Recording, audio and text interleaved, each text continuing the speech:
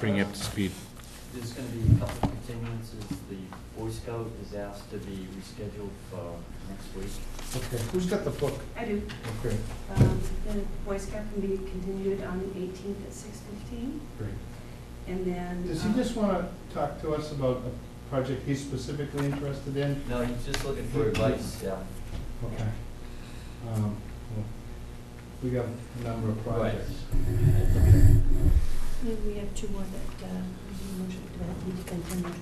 So we've opened, I mean, is there any? No, we couldn't open really, so you can go ahead and, Okay.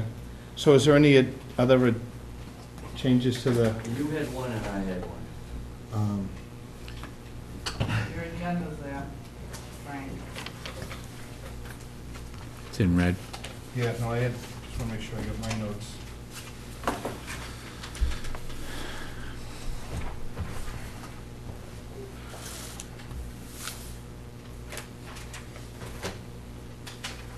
So I want to, you've got some trails, members, parking, open space.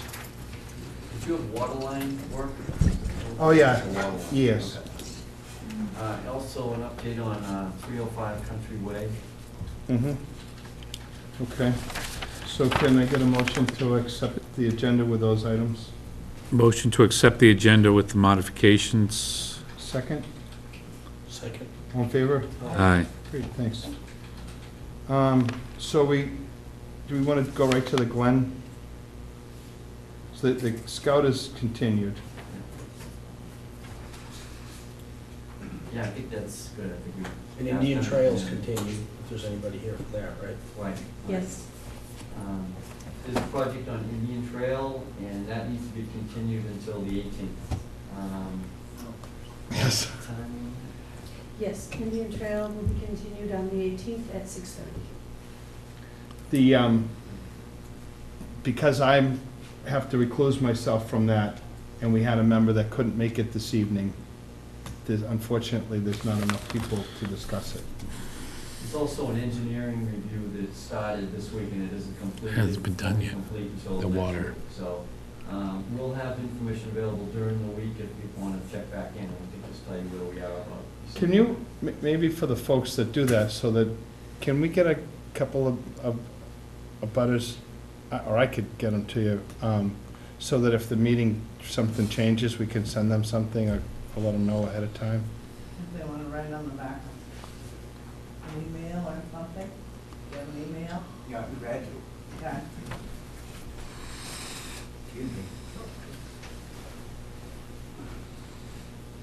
This all sort of happened at the end of the day here today, so.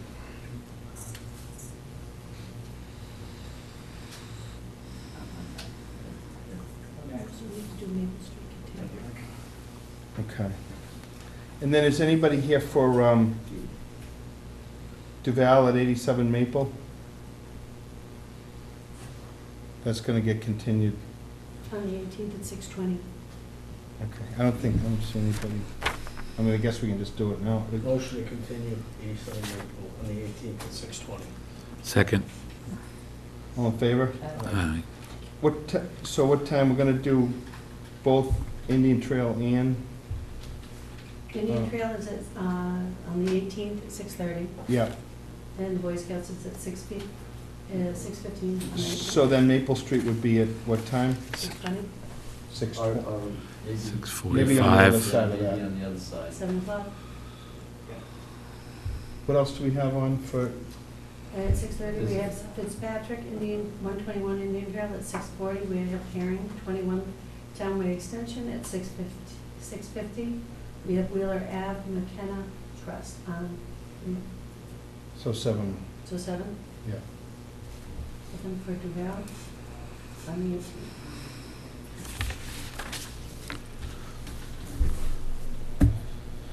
Okay. So now with that out of the way, I guess we can take up the Glen. Sorry. It's all right. Try to move this up here. And we haven't even started our Christmas shopping yet. That's what Christmas Eve is for. It's almost hard to position this so everybody can see it. So. I think if anybody's interested in the Glen, they might want to shift over.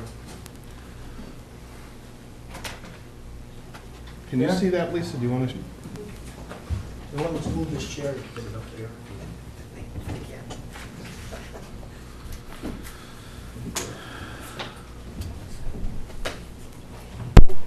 I don't know if it's in better.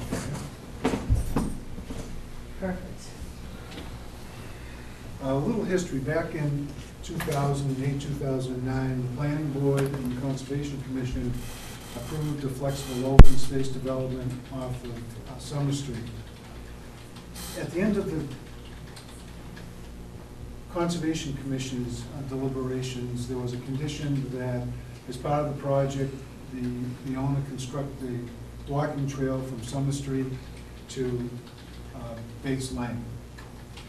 The project is getting started, and the owner asked us to look at laying out a trail conceptually. And when we did, we really thought that getting a trail from Summer Street to Bates Lane was really difficult. It could certainly be done, but given the wetland resources that were out there, you'd be going back past quite a few things. So I'll just take you through a quick walk of what you would need to do to get from here to here. There's a drainage basin proposed as part of the subdivision in this location. There's a vernal pool, potential vernal pool down here, and BVW that's shown in this darker color. So you'd have to cross this BVW. Come up, go between two BVWs, and then go past the location of the community septic system for the subdivision. Cross a private street, and then run down past the certified vernal pool and adjacent vernal pool habitat in BVW, come along private owner's driveway, come through here into some open space, and then again cross in a very small area between a certified vernal pool and adjacent vernal pool habitat and BVW. So it seemed like an awful lot of disruption to some of the things that the commission was trying to keep people away from.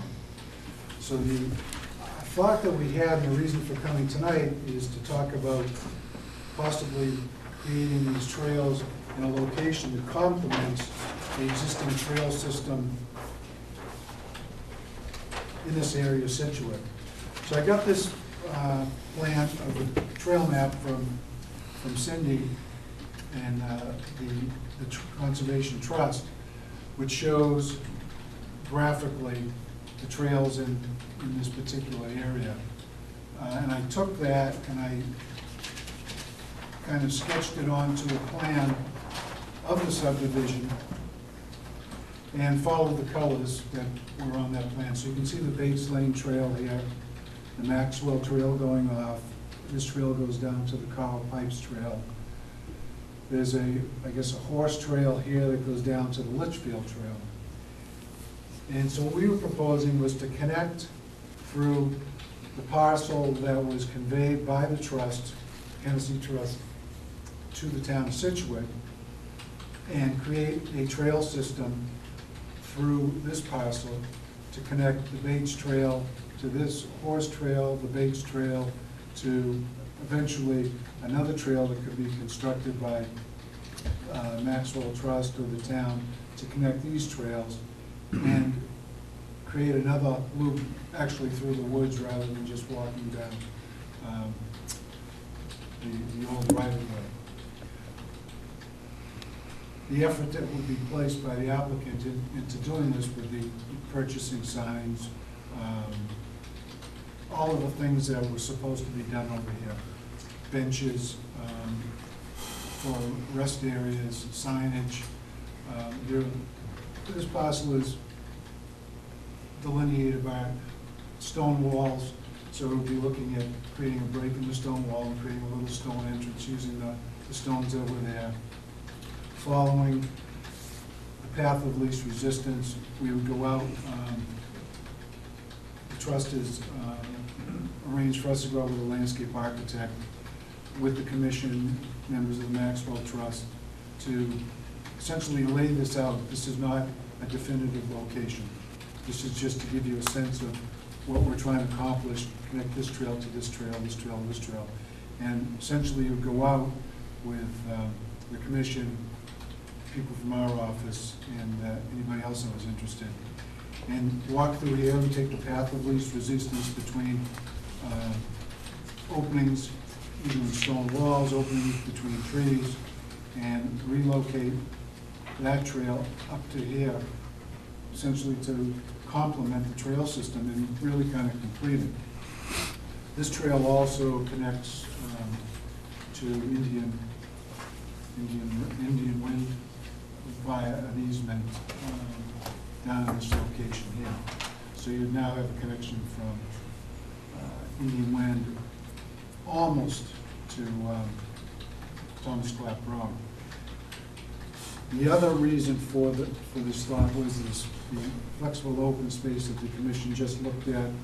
Studley Farm is creating some open space with a trail system, which is down here that could eventually connect again out to Thomas Clap Road. So we're here on an informal basis to see if the commission would entertain as a field change relocating the trail that was required as a condition on that order to this location. When we did the subdivision, we only delineated the vernal pool and wetland on one side because we weren't going beyond the other. We've kind of estimated its location based upon contours. And you can see topographically, we're down about 128, and this trail system is up 142 and higher. So topographically, we're well above the wetlands. But we approximated the 100-foot buffer, which is in green, and 250-foot vernal pool buffer that you have locally in this gray color. So this is all outside of buffer zones and habitat. The only location where we're not sure that the Mass GIS shows a wetland coming up in here. It kind of shows it coming up into the property, but topographically, I think it ends down here. That would be something we would determine in the field, because topographically, there's a 130 contour down here, and you're full 10 feet higher in elevation at this point in the Falls Trail location. But that would be something, again, we would do in the field as part of laying this out the way we stay 150 foot, outside of the 150-foot buffer. So that's really the nuts and bolts. We're here to see if the commission would entertain doing this. As I understand it, this is under a conservation restriction which is held by Maxwell Trust, and it's under the care and maintenance of the Conservation Commission. So it really would start here. We need a read on whether or not we should pursue this. And be happy to answer any questions that you or anybody in the audience might have on the proposal. Well, were you serving on the commission when we Yeah. conditioned the Glen? Okay. Because you Yep. weren't on here, Lisa wasn't. There wasn't much discussion about the trail. It's kind of tacked on at the end of the. I'm trying to recall some of the conditions for the project, if there were any other, I think, I have to look back at the orders, but I think it was fairly loose. Were there any parking areas to be created?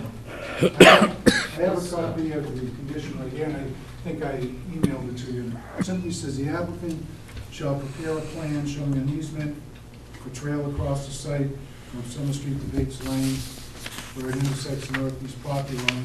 The plan shall be for construction using standard practices for trails. It shall indicate signage, rest stops, and be of a universal design. Trail should be contained in an easement granted to the commission of the town of Scituate, which will allow for passing, repassing, repair, and maintenance. And that's the condition, other than. Yeah, down on the road there was pretty heavily wooded and brush and wet, I think. Wasn't there, if I remember right, didn't we discuss putting some conduits, and there was bridging over a wet area to get in. Yes, there is a, Yeah, there right. is a, there is a driveway that was approved as part of the development. So, again, it seems to be a lot more environmentally, I'm not sure what the word is. Intrusive, I guess is the word. Not only that, the area you see hatched in red here is the area that's actually being developed. The houses, the septic, you can see the roadway here in brown. So there isn't any parking area provided or required in here. It's a private development, and certainly people wouldn't want people coming in and parking on the street.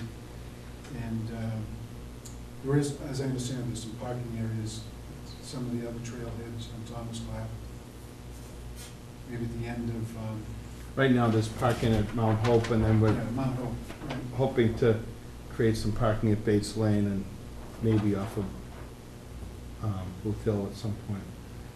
So that's the only condition that I'm aware of in terms of the trail. And there were other standing conditions that you had in terms of replication, styling, as-built plans, and all those types of things that is pretty standard conditions. This was the only one that really addressed the trail. This piece was conveyed to the town, and there's an open space piece in here. I can't remember, Cindy, was that conveyed to the town, this other open space, or did that stay with the subdivision? There was another parcel in here.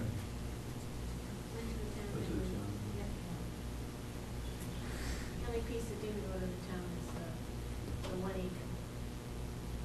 Okay, so it comes up to the open space. This is the limit of the subdivision, so this is all the open space up here. Paul? I think it's unless somebody sees a burning reason why it has to start from the bottom, I think it's a pretty good idea, because I remember when we walked that site, we had some replication down near the entrance, and then we decided it shouldn't go. We moved it initially, though, because we looked at where you were gonna put it, and it was all so, Well, I think some of it, we didn't even ask them to replicate, we just said sort of leave it alone. yeah, leave it and let alone, because it was so Yes. thick down there. So I don't see, I mean, I think it's a good idea to move it. There's no benefit to going through all those resource areas when you can just get it up in conservation land. Lisa? I think the revision makes a lot of sense. Yeah, unless there was some, as you said, unless there was some particular reason that the prior board wanted to see it where it was, then it seems to make some sense. Anybody in the audience? Oh, you know what, before we jump in, I noticed a couple of folks out here from Maple Street. That was continued.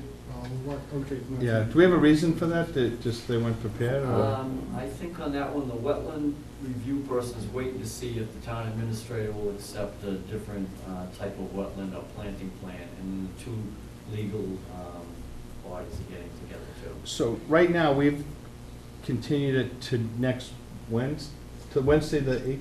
The 18th at 18th. 7 PM. You may want to leave a phone number or email address with Carol, and then if it gets continued, hopefully we can let you know. And it might not be a bad idea for you to try the office, say, be like 3-ish or something Sure. on that Wednesday. Just, it's on a Wednesday, it's not on a Monday. 18th. 18th. And maybe check in just to be sure it doesn't get continued. Sure, okay, good. Thank you. Okay. So there's nothing tonight? No. So unless you want to sit and watch. Not that isn't very exciting. We'd like to think so. I'm sure it is. As a matter of just sheer square footage, which one was going to be more Plan A or Plan B in terms of just length? Actually, I didn't measure it out, but visually, you can see, I think that Plan B is longer. Yeah, okay.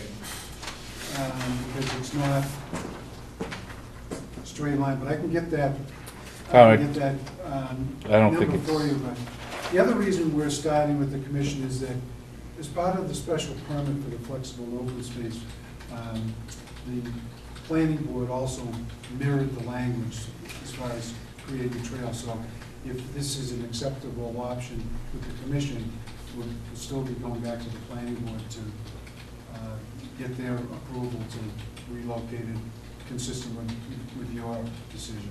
Okay. We have run this by Laura still.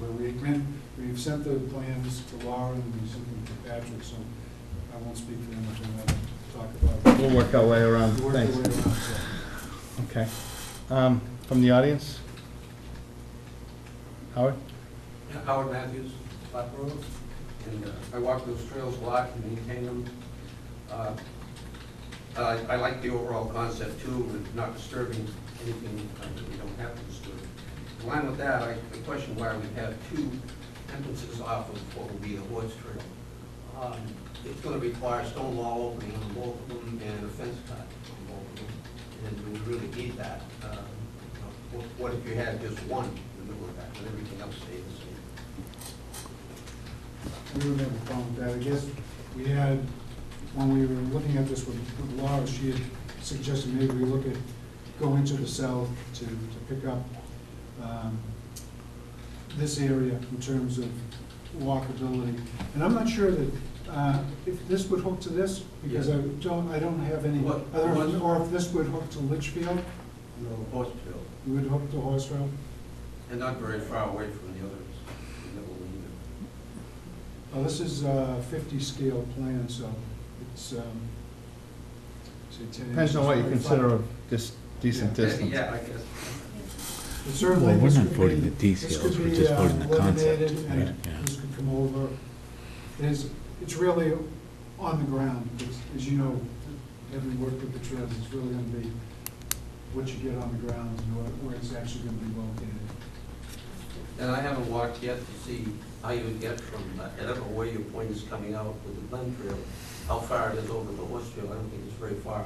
And that's all pretty clear land, I don't think it'd be a big deal to make a trail over there, but you could even just eliminate the other one further up, and leave the Glen Trail there, a couple of options there, and just question why two. I think if, once we hear from some other folks with the input, Howard, maybe we could suggest that some, developing anything in there, sort of like the process we did, or the commission did with Studley Farm, is that maybe you could lend some input into that. Howard knows that place better than anybody, and probably there might be some cart paths or some other things that are natural openings we can avoid. But I would kind of like to hear from folks, maybe a little bit from the planning board and then the Maxwell folks, just because they were all in part Yep. of that negotiation. So whoever wants to tee off. Laura? When Dave first showed us the plan, there was the big loop that you see starting there and going over there. And it looked really nice, but it just looked like there was a lot of area there that wasn't gonna be really accessible. There was just gonna be the one trail. And, you know, we always push for a little bit more if we can get it. So I thought that we were talking about having a loop on that bottom blue part. And I don't remember going back to the horse trail. But in any case, just having something like a little more, whether it was, you know, down in that area or up, you know, on the north side, you've got the Bates Lane, T going off to the west already. So it just seemed like it might be a nice feature for people to have, like another place to walk, to be able to walk around that area on a different trail from, you know, from the basic one. But it certainly could loop back into the blue trail. I mean, there's no reason people can't, you know, walk in sort of a circle. I guess our other thought was that if you were coming from this direction and you wanted to hook up with this Carl Pipes Trail, you'd go in this direction.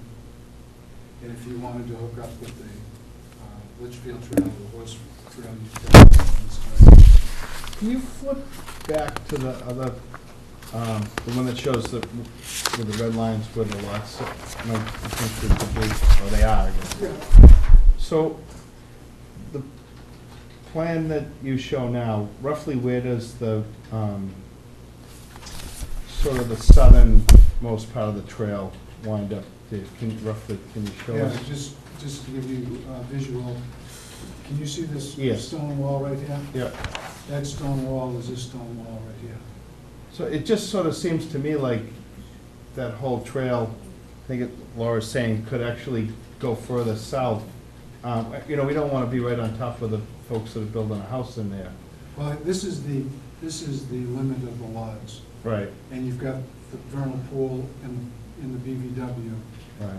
separating it, so that wouldn't be an issue. I guess the point we were trying to make, and again, it's whatever the commission wants to do, but we had tried to keep all of this out of the buffer zone and out of the 250-foot vernal pool buffer.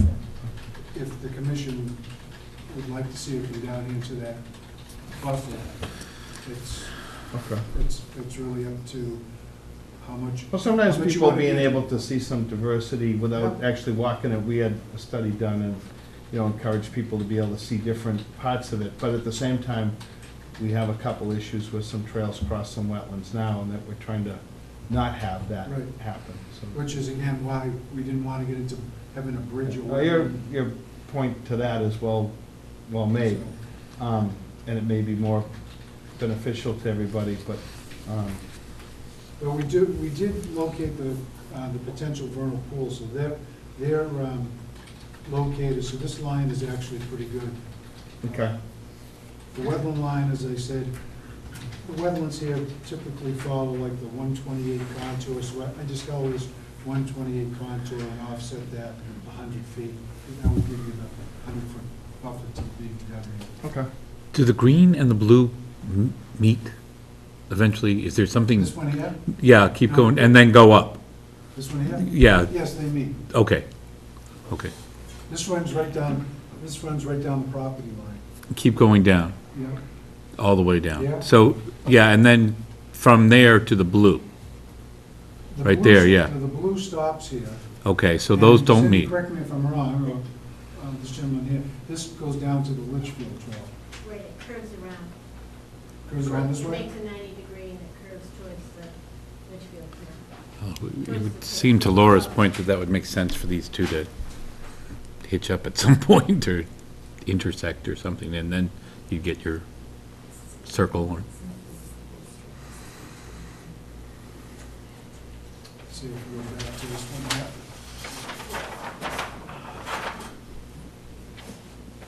Yeah, so here you can see the horse trail loops back down to the Litchfield Trail. Right. And I think the lower blue is gonna come in low on the Litchfield Trail. The way you have it drawn. Is there anybody in the room that's concerned about this not passing through the subdivision as they proposed it originally? Steve? Yeah, just for the record, at the time this came forward, I was a commission member, but I abstained from voting on this because I'm also in a butter to the property. And I'm reasonably familiar with the trail system out there. But I know that there was conversation that revolved around having the trail go from Bates Lane out to Summer Street so that eventually they'd be able to continue the trail. The commission may have the ability to continue the trail on the western side of Summer Street out towards Wampatuck State Park. And there was discussion, I believe you'll find that in the minutes. And I understand there's resource areas out there that, you know, it's nice to stay away from all those resource areas.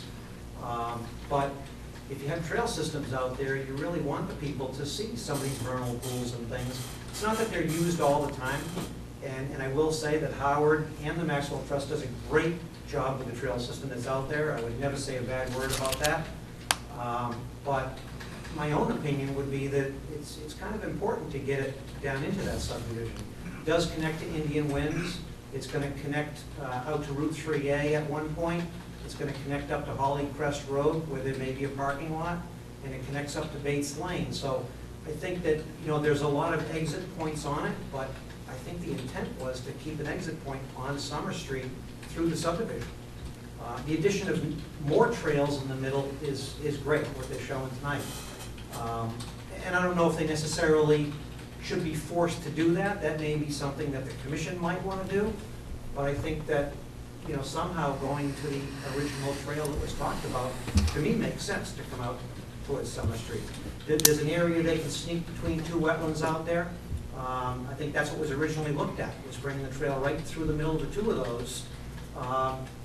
That whole trail system out there goes through numerous wetlands and gets extremely close in other areas to vernal pools and bordering vegetated wetlands. So I don't think it's a detriment to get close to a resource area if it's a trail for education purposes and recreation and things like that. That's all. Okay. Anybody from Maxwell? Cindy, do you want to speak to this at all? Sure. Just to keep all of this in perspective, I believe there was close to 22 acres that was transferred to the town, so this piece that you're looking at is pretty large. The 1 acre on the north side, that gives you perspective as to the size of the acre, an acre. And I think it's worthwhile to consider making good use, a lot of use of this property. It makes it more interesting for the public to have a couple of different trails out there, connecting to a couple of different trails, rather than just one loop through it. Okay. Thank you. I guess we would have envisioned, the commission would have envisioned developing some sort of trail system anyways in that space, once, acquiring this. We had a study done for our open space and trying to figure out how we can do some of that. We have a scout coming in that is talking about a project, and those things happen. Whitcomb Pines was a project between Route 3A and Clap Road, and I think that property remained in ownership of the condo piece owners, but it's public access, and what we wound up getting as some mitigation was an access from our town forest through to Clap Road, and it enters out on Clap Road. There's no parking. I don't know that the trail's used tremendously by folks other than maybe that are in the Whitcomb Pine subdivision, a few folks on Clap Road, but it does afford access to those places. And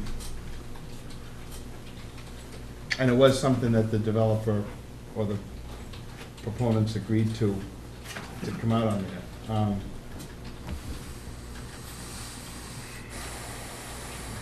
And our study from the Conway School encouraged that sort of movement towards 3A or to possibly Wampatuck. Although the trail that you are showing that comes out on Bates Lane essentially brings you to Indian Winds, which then walking out of Indian Winds, you can head down Summer Street and towards both 3A and Wampatuck.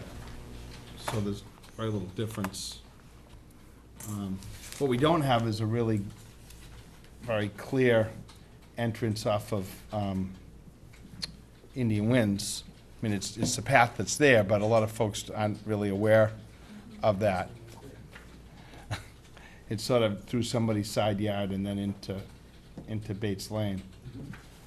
I guess if we were to entertain it, personally, I'd like to see the trail, maybe as Howard points out, we may not need quite so many trails through there. It's nice to have open place without a whole bunch of trails. Mhm.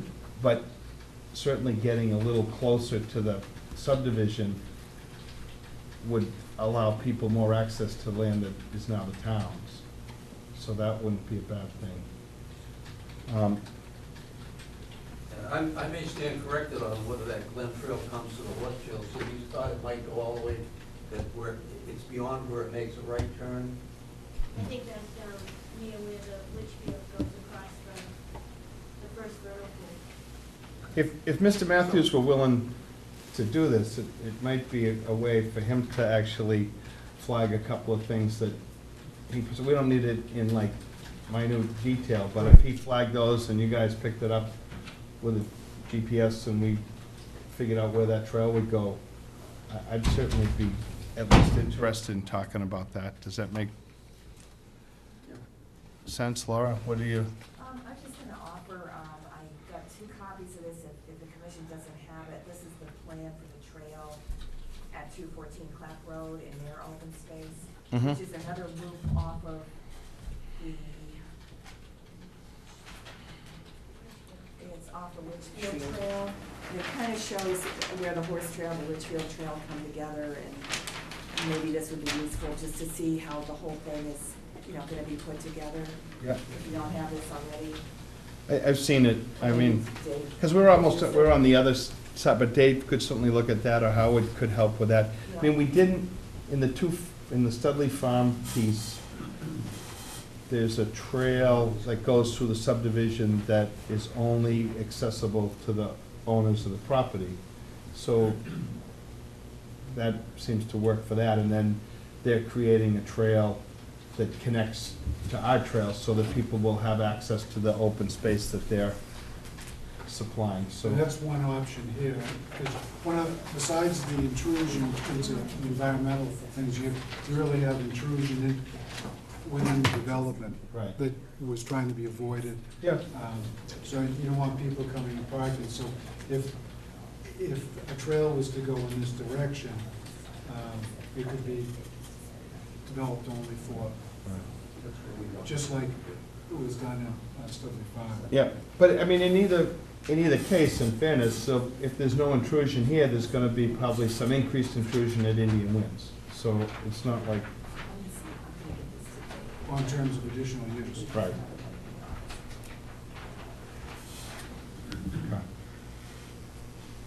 If we, I don't know, would it be fair to say that we would give this some very serious consideration, and if we could kind of look at a trail that would really get closer to what we wanted to do without going crazy? I think if Howard were willing to map that a little bit, we certainly could take a look at it.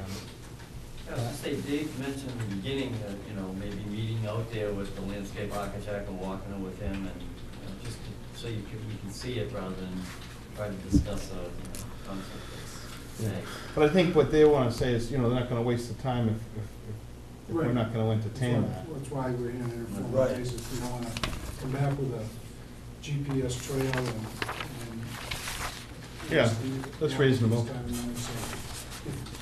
The other part of the question is, if the commission were to go forward with this, could we do this without going through notice of intent filing to eliminate the trail from the order and have the commission make a determination that this is within the scope of the original? Are those orders still open? Yes, they were extended by the Permanent Extension Act. So we could amend the orders? change conditions.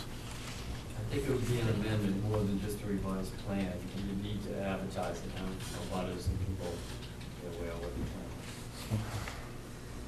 Wouldn't be a new filing. Right. Okay. Steve? Yeah, I just, taking a look at the plan that Laura had there, the other new subdivision, I guess, that's happening at 214 Clap Road, Mm-hmm. where that has a trail system, there's no connection from that road into the trail either? There is no, and I didn't participate in that hearing, so, to the best of my knowledge, there's a trail that's solely for the, for the residents To get onto of that subdivision.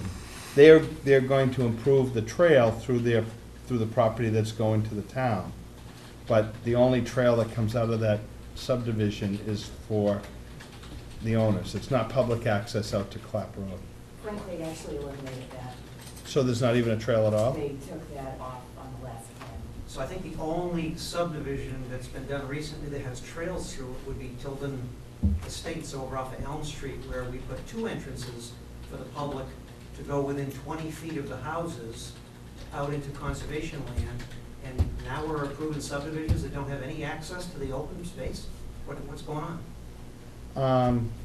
Like I say, I didn't participate in the Studley plant, so you'll have to, but I think that a lot of these, there was a fair amount of land that wound up going into a contiguous piece, so it gave access. There was already access there through public land, and then they wound up with additional land to run the trails. Is the only logic that I can give you at that time. We had that on the Litchfield piece that's out off of Country Way as well. And we gave two large contiguous patches to the town out there. But we still gave public access through the subdivision. It just seems to me like it's pretty bad planning to not have the new subdivisions have access to the trails. Well, it would seem like the abutters might want some, but, Was the Litchfield Plus, was that flexible open space design, or was that a regular subdivision, convention? I think it was a flexible open space. Okay, so I think the argument for this one too is there was gonna be so many acres given, did it really have to come through the subdivision? There's gonna be 8 acres out there that it could be a trail system, and whether 8 more homes were connected to it didn't seem to be as big a deal. No, and again, we gave, I think, 8 acres of open space to the town. We gave the open space that was required, and I think there's an additional 4 acres that we gave just because we had it. But I think the intent was the public should have access to these trail systems. well, the public definitely has access. These aren't severed. I get it, I get it. They have access to the public land, not the neighborhood. Okay. As long as subdivisions come in the future, if the same thing happens, the commission doesn't require other developers to provide public access, that would be pretty fair. I think if there's public access afforded, Okay.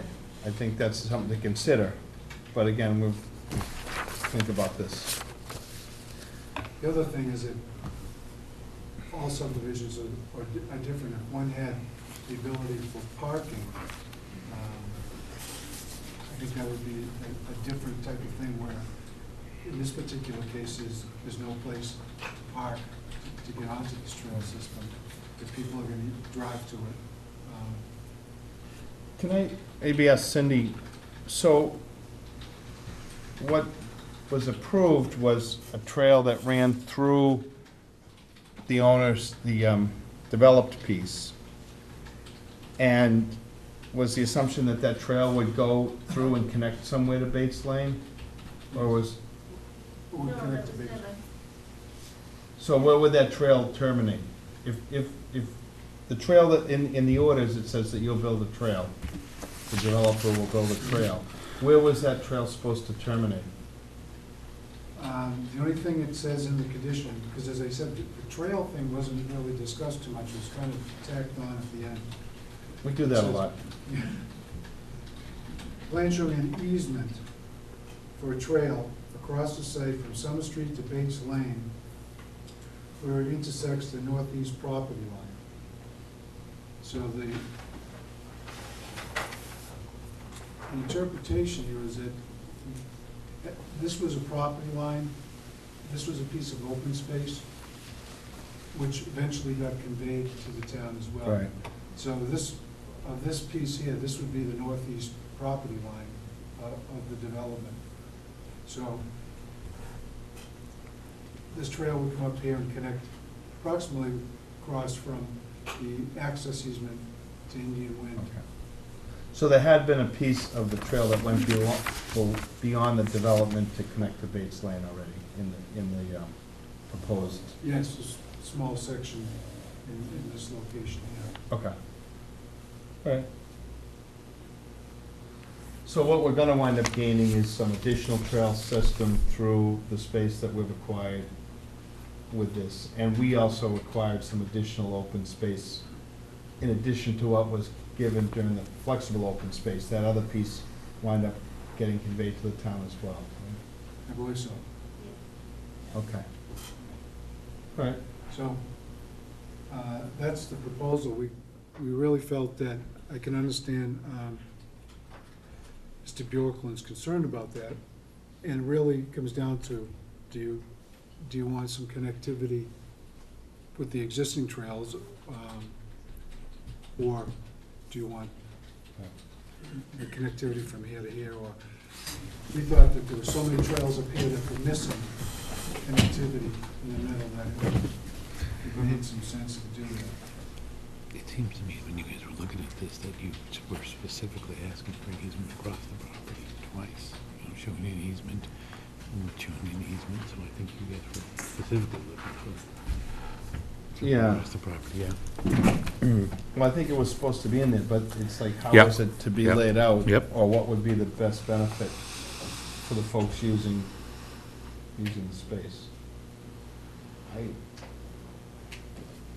I know there was some discussion about parking, and the developer owner's concerned that people would use Kevin's Way, the proposed as a parking area to get onto these trails. How much parking would that accommodate? The street, You're not. not much, it's a 20-foot wide subdivision road. If you're parking on both sides, you wouldn't have much In space the left. flexible open space, It's Lisa, a the private road way, gets, too. the road gets smaller and it's not a town-maintained road. Like Indian Winds, although that comes out there, Indian Winds is a public road, and it's a full-size subdivision, so there's more. Although I've never seen anybody park there and access that trail from that spot.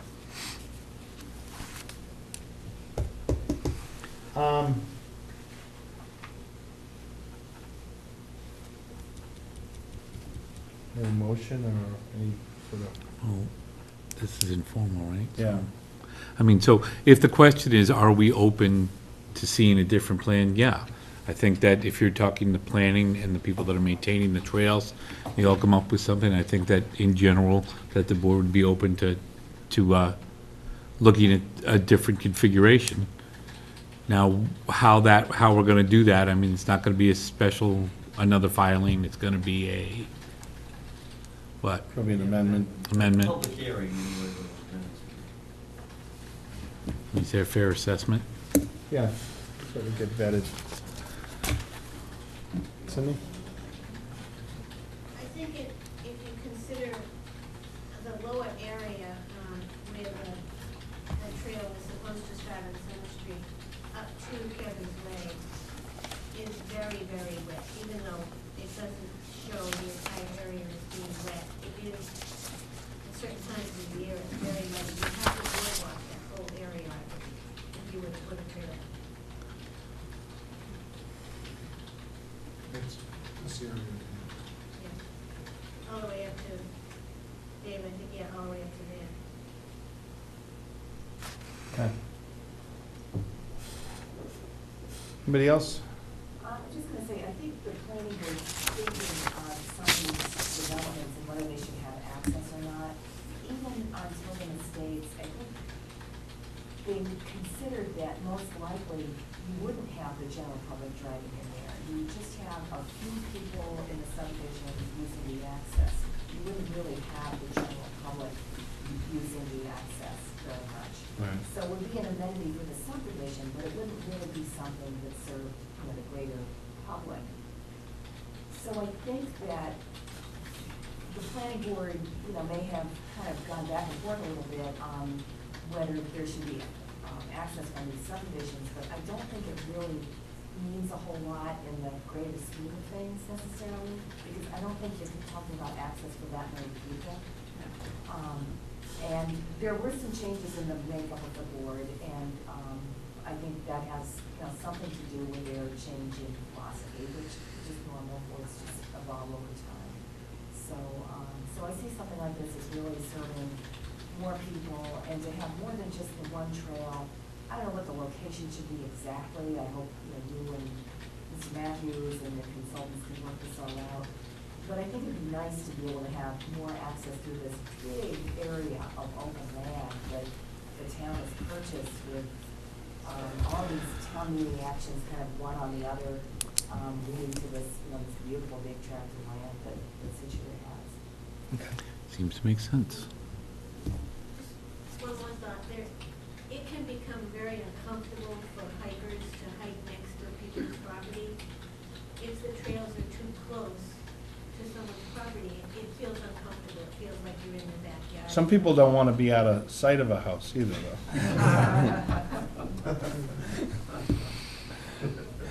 So, okay. Well, I think that we would consider that, and if we could come up with something that was more beneficial, that would be a win-win. So how would you like us to proceed before we file? Should we meet with Cindy and Mr. Matthews? I'd To walk the site? trust Mr. Matthews to sort out the best or certainly work with you to come up with one. A lot of times it's just natural features and Right. some topography that will lend itself to a trail. That's the purpose of this whole thing, is to not, again, become intrusive up here. Yep.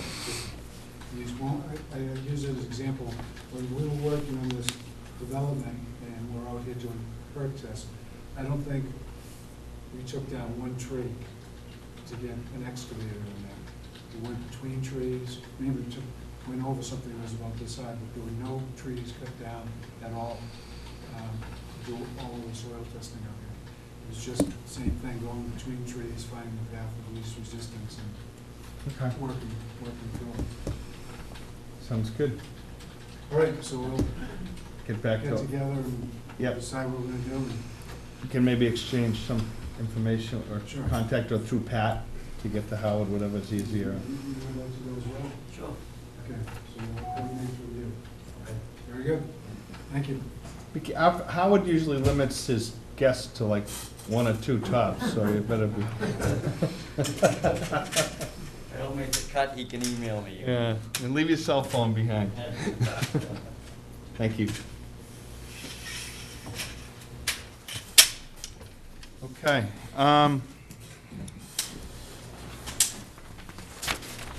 Wood Road. Goff at 19 Wood Island Road, reduced footprint, remove tree.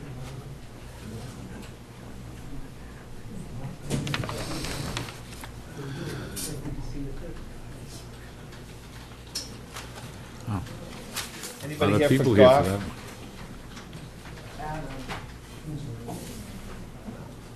Just 19 19, what? 19, yep. So we already heard this one, I guess? Do you know what that is? This is a, changing the footprint and making the house a little smaller and removing a tree, requesting a revised plan. Looked very minor, so.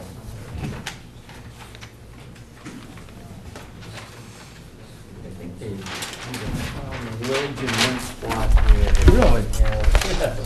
Yeah. So that's why. Yeah.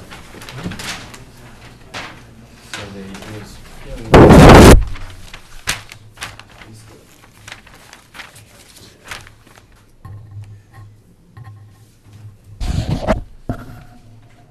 So this is the one at the end of Wood Road that already came up? Yeah, With the this, deck We had a and, hearing, Yeah. it's Yeah, right. tearing down a house Yep, and yep. pretty much Yep, staying I within remember the deck and the outside deck and the little shed that was down here, yeah.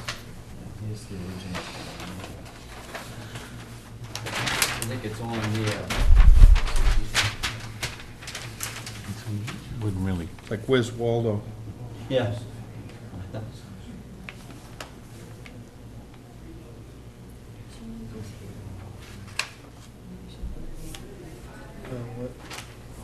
Looks like it went out longer here.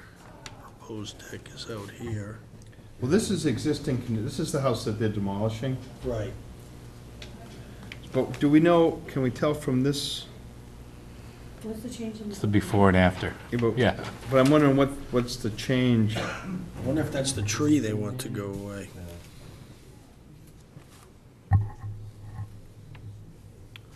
This deck Legal comes patio? out, it's within the building footprint. And as long as that is outside Yeah, it is, 50. it is much closer. There's something that says existing tree? What they're talking about is cutting down a dead tree. 3 trees close to structure to be removed.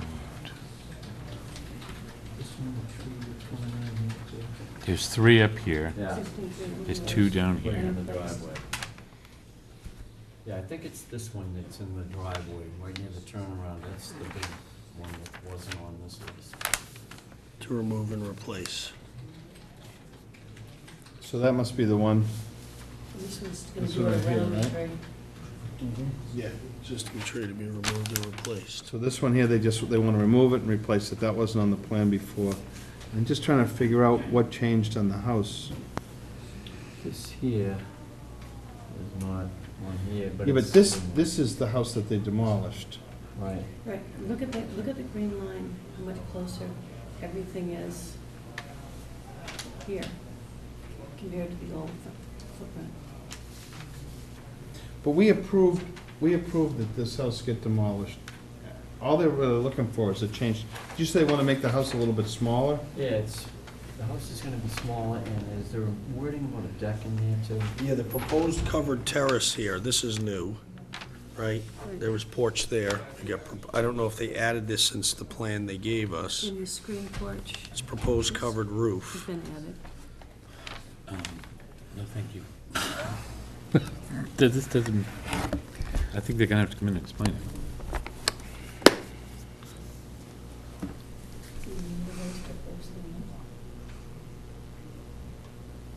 I'd like to see the old one overlaid to the new one and see what the changes are.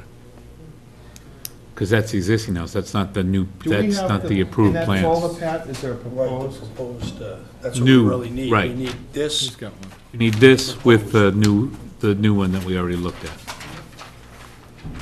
Let's have one of those.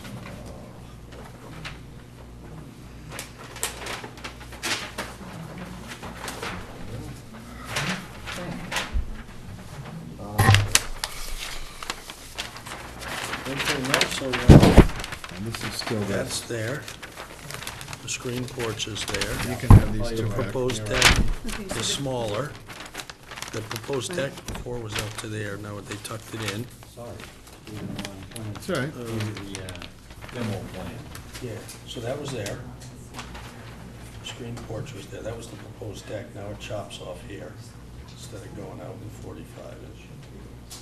Right. Yeah, I got you.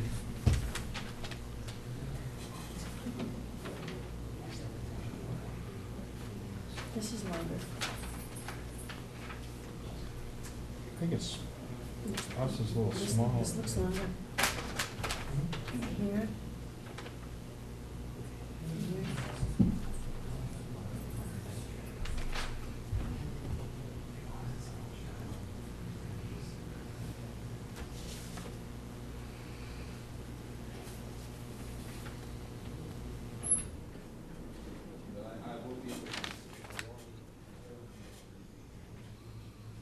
So this deck looks smaller in this new plan.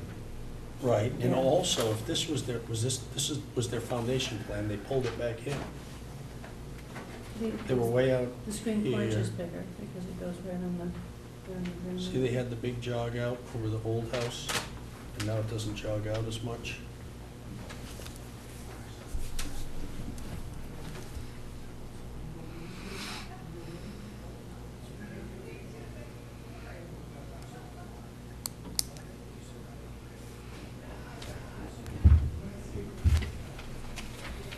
Need a scale plan? He's gonna get one. Come on, Frank, it took you long enough to get that out.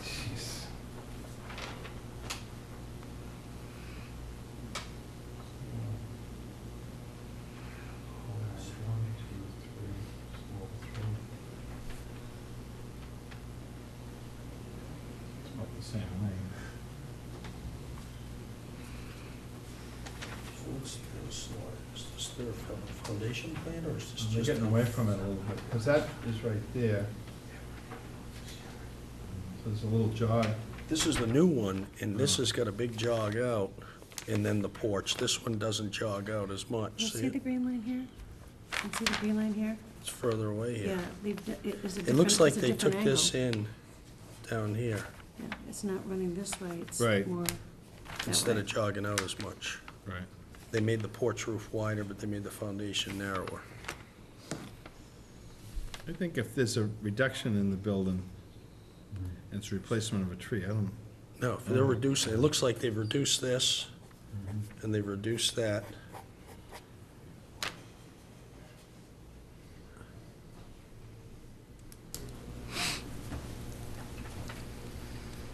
It's a net reduction in the tree.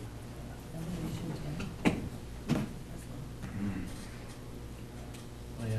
okay. Looking at the, you can kayak off their backyard there. I don't use this stuff, so. As long as I know it's this a real one. reduction, then. Yeah, Pat, if you can confirm that it's a reduction It in that. is, yeah, I spoke with Carmen, but then she sent in this in here, and she talked about reduction. Reduce footprint in the new tree. Okay. Do you have to vote on that? No. Do we want to vote to accept that? I don't have a problem with Yeah. it. Motion to accept the change on that reduction in footprint. Second. And remove additional tree, yeah. Or remove and replace addition. Yep. Okay, all in favor? Aye. Thank you.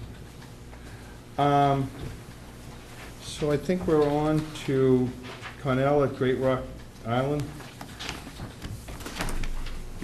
On December 9th, 2013, at 7:15 PM, Town Hall Scituate Conservation Commission will hold a wetlands hearing under Chapter 131, Section 40, of Massachusetts General Laws, and Section 30700, Town of Scituate Code of Bylaws, regarding the application of Gerald Cornell to build a single-family home on property located at Great Rock Island, Scituate.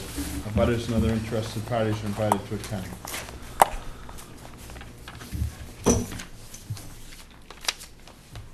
Well, Paul's setting up. I'm Bill Armbruster, with Paul Maravito. Also with me tonight on behalf of the Cornell family, Betsy Cornell. And Great Rock Island, the years. And what has happened is it's been subject to some other more extensive development things in the past. At this juncture, what the Cornell family is doing is basically we're going to build one house on this large lot of land. And so we're here obviously with the notice of intent and the stormwater. The ANRAD on this, as far as the wetlands delineation and the coastal bank, is as which was previously approved by the commission, and it's still in effect in accordance with the Permanent Extension Act. So those resource areas have been defined in the plan, and so existing lot coming in off an existing road, and Paul will explain the project to you. Thank you. For the record, my name is Paul Maravito, from Washington Engineering Company, representing the applicant for the proposed project. As Bill mentioned, the current owner is on actually two islands, one being Great Rock, a smaller one to the west, Little Rock Island, which is separated by Salt Marsh. The application before you is a proposal to construct one single-family dwelling on the middle and the upper part of the island. The access to the island would be over a land court right-of-way 12 feet wide to the property line, and then from here, we would build a driveway going up to the area of the proposed home. Under a previous application by prior applicants, the Conservation Commission confirmed through an ANRAD the location of the bordering vegetated wetland, which is the orange line, and also the top of the coastal bank here shown in blue. The yellow is the outline of the property line for Great Rock Island. We also show the 50-foot setback from the top of coastal bank and the 100-foot setback from the top of coastal bank. We measure the buffer zone from the uphill, from the furthest resource area uphill of the marsh, which is the top of the coastal bank, which goes around the island. The proposal would be to service the existing dwelling with a septic system that's in this area here. This is the only area where we could find suitable perks. This area could accommodate up to 25 bedrooms. We show a proposed 8-bedroom home. Reason being, we assume there'd be some offices in there, which are considered bedrooms. If you had a separate den, that'd be a bedroom, and probably 4 or 5 actual bedrooms. So we sized that system for a total of 8 bedrooms. We got the septic tank in the front and a gravity line going down the slope and into the leaching area. The septic system is 50 feet back from the top of coastal bank, is required under State Title V. The access to the property would be through a paved driveway coming up the hill to a turning area in front of the proposed garage. In the beginning, there's also a small hammerhead area for emergency vehicles to turn around. They could also park in there in the event of any heavy storms. right now, so many emergency vehicles get stuck in the floodwaters on Glades Road, but they would be able to park in this area here during the storms. The storm drainage that we're proposing, both under the notice of intent and also a stormwater permit, which we filed separately for, and we've notified the abutters under a separate notification as well. The proposal is to put some stormwater quality swales along the side of the road, go into 2 catch basins, then go into a storm scepter in this area here, and into a stilling basin. The water would be treated before it exits onto our property, now in the salt marsh. What I wanted to do is show you a larger scale area of the project site in this area here. It might be easy to see. Again, this is the driveway coming down. We're going up. This is the top of the coastal bank. These are the buffer zones to the coastal bank, the 15 to 100-foot buffer. These green areas are the water quality swales that have been designed. They'll take the water from the driveway and go into a catch basin and a catch basin. From there, it'll go into a pipe into a storm scepter, which will clean the solids out of the water. And from there, it'll go into a small stilling basin and settle out further, and then it'll go into the salt marsh in this area here. We're also putting a small pipe under the road. There's a small amount of fill in here, so rather than have water collect in this area here, it'll be able to pass through and go into the stilling basin as well. There's a head wall here that'll take this pipe as well as the pipe exiting the storm scepter. We have provided you with a thick packet of the stormwater calcs that are required by the BMPs and also the stormwater bylaw. We do meet all the rules and regulations. One of the main goals is to ensure that there's no increase in volume of water leaving the site. And we have maintained that even though we are discharging into a tidal area. It's a fairly straightforward project. It's a paved driveway going through the buffer zone of the wetland and the coastal bank, and also a AE flood zone in this area here, showing on the FEMA maps and going up to a proposed home. Again, we're proposing 1 house on a 7.5 acre parcel. With that, I'll end my presentation and answer any questions you may have. Bill? Wow. So is the septic system inside the buffer zone? It's between the 50 and 100-foot buffer Yeah. zone.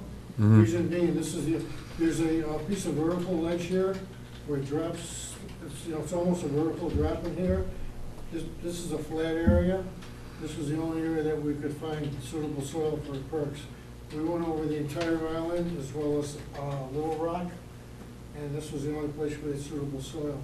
And the setback from the coastal bank under Title V is 50 feet, which we do meet. The septic system has been approved by the Board of Health. That was approved about a month and a half ago. So does this driveway exist now, or is this gonna be, No, that would all be new? Yeah. Starting at Glades Road, is there a road off of Glades right now, Paul? Yeah, this is existing. What happens is there's homes in this area here that also use the right of way. 2 houses that already access off the access road in there. Or it might be 3, Paul. There's one here. I think he comes in from there as well. And he's come off of Glades Road. And this is all gonna be paved across the wetlands? No, we aren't paving any wetland. The pavement will start at the property line and come up. It'll come up. The wetland comes down here, and then it goes around the back of this house. This is all salt marsh. Whereas there's a house here, there's a house in here. The houses keep going in this direction, and the back of the salt marsh is in this area here. So from here over is all upland. More or And less. this is the wetland here, Yeah. which comes around like this and goes back out. This is all It's not upland in upland. here. Up there is, yeah, Yeah. not down there. This That's is where the all- wetland is, Are you gonna yeah. have to, I'm looking at those contour lines, you're gonna have to put some fill in there for that road, or? We are filling in here slightly, yeah, we need to bring some gravel in there. And that's not marshy, though? Here, no, it's not. If I could just interrupt, the other thing is, an alternate, Paul, is what you're not showing on the plan is, to the left-hand side of the island, the south side of the island, there is actually, from like 7 years of the Lincoln plan, there's actually a right-of-way access all over the entire marsh. It's a pre-existing thing, so the alternative is, obviously, if we don't want to do that, if it was a limited access project, for God's sakes, it would be building an entire road over a resource area. So this is obviously a much better situation. There is an old cart path here on this property here. It actually shows, this house is out in the salt marsh, it's owned by a butter, but he has a right to access this property in this area by coming over this old cart path. And the access to Little Rock, for the people that own this island, is through an easement through the marsh. We actually use this to get up to the Little Rock Island at low tide. So what happens to let easement stay and Little Rock is still accessible that way? Is it how This would stay. We're not proposing anything to have They're gonna anything to do use with that. that at all. It just exists, yeah. There's nothing proposed for this island, and there's marsh and water that's separated right in this area here.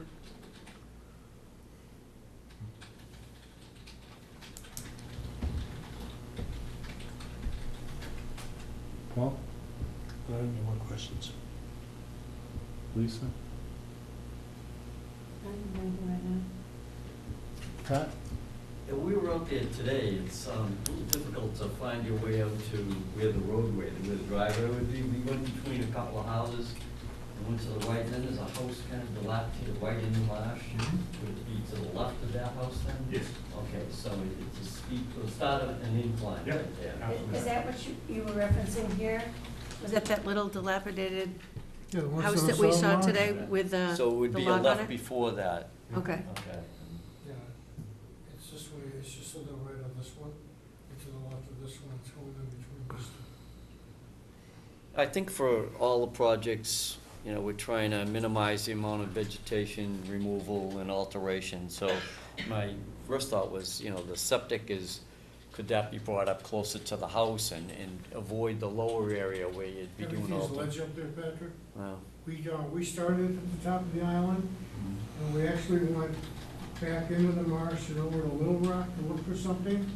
And when we came back, I noticed that in this area here, there was a couple of large oak trees, which you know have very deep tap roots.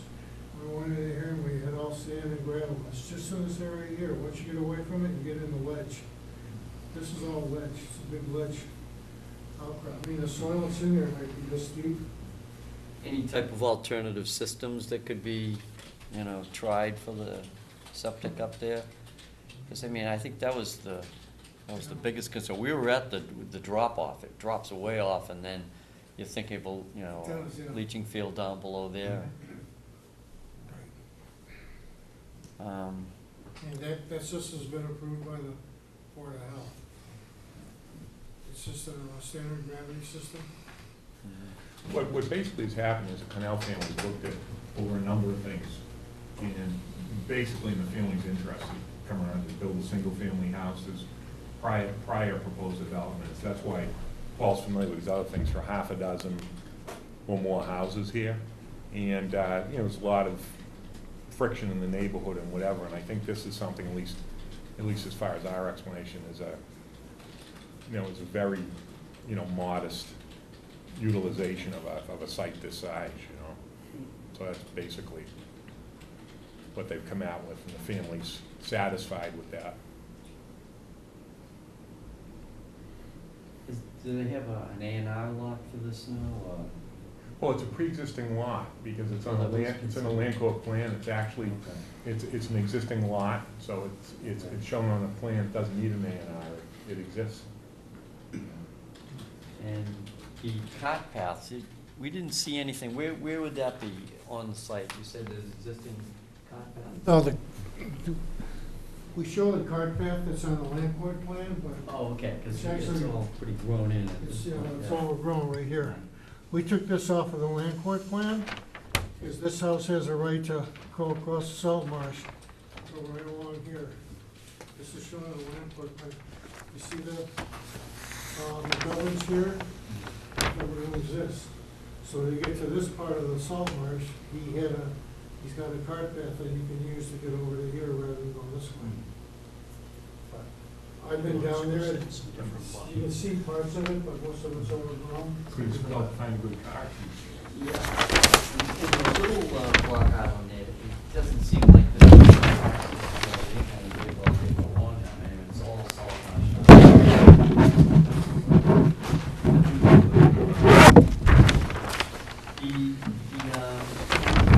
a while ago, and, like Paul said, most of it is around the bank.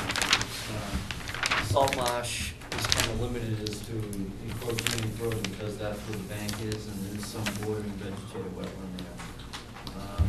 Not a lot of detail on NORAD, it's just pretty much the site plan, and a half a page letter doesn't talk about salt marsh and some of the things we'd be trying to avoid or impact with the salt marsh out there. We're proposing 133,000 square feet of disturbance on the plan, I believe. Yes, that's where the driveway, the grading, and the septic system. So they're gonna disturb over 2 acres? But that's not in that's, you're talking for a stormwater impact, that's not in the buffer zone. Right, well, a lot of it's in the 100-foot, quite a bit is in the 100, but not all 133, right? Right. Some of it is outside of the 100. Right. So the stormwater calculations, you have to account for that. right? Yes, stormwater, yeah, Yeah. comes for all. How many acres is that? 7.5. We aren't filling any wetland, and we aren't filling any salt marsh for the project. The existing 12-foot right-of-way is over upland area now. It's being used by the other two houses. There's a house at 159, I believe, just to the left of it, just before the Stilling Basin that uses it as well. And we'll go right past that and directly up the hill. That's how we accessed the island when we started the perks. We went right up where that proposed driveway is. There's the easiest route up to the top. One of the things with the turnaround you have, and one of the reasons the turnaround is in anticipation of that, because just talking around to the fire chief and speaking with Neil Duggan or whatever, as Paul was saying before, for emergency access vehicles during storm events, there really is no place up there. And so in anticipation is of what, in all reality, of what's gonna happen. That's why we're seeking permission. We didn't wanna not have it and then have the fire chief ask us 2 months from now, so we're just gonna do it now. 'Cause it's a benefit.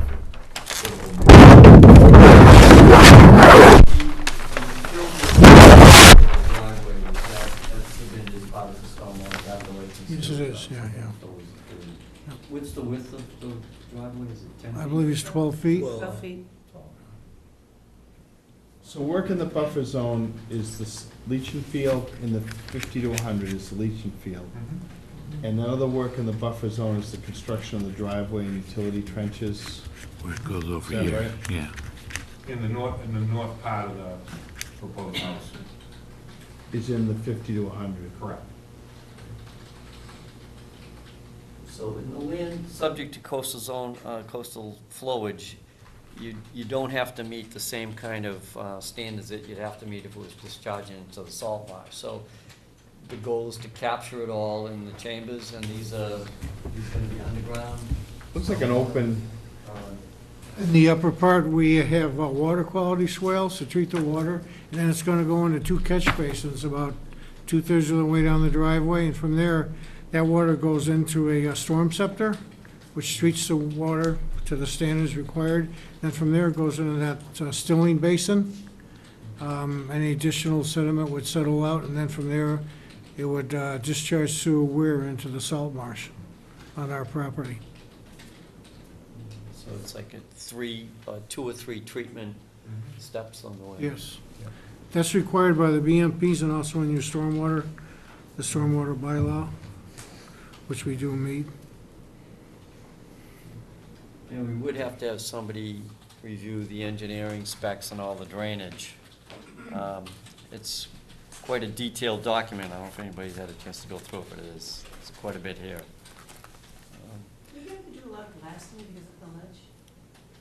That's A lot of blasting for the ledge? It's gonna have to be some ledge removal, getting up the elevation onto the island, right, Paul? most of, if there's any blasting, the majority of it would be for the house. We've kept that driveway as close to the surface as we can. You have water and power and stuff to run out to the house, so that's gonna have to wind up in a trench.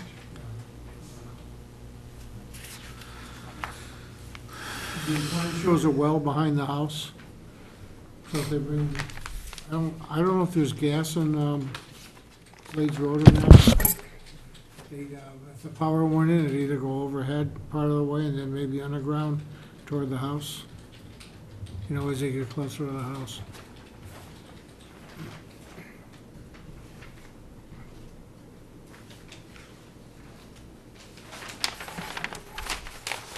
So they're not running a water line, Paul, or the, No, the proposal is to drive a well in back of the house. We show it behind the house.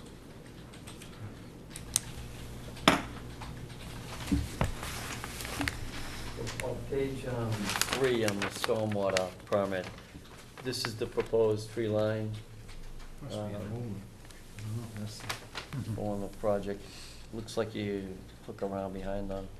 And this here, that would be the tree line. This is a storage area, No, this line here, though, that would be, Yeah. that's Yeah, would proposed be, tree. right, It cuts around here and then follows the driveways that we're leaving.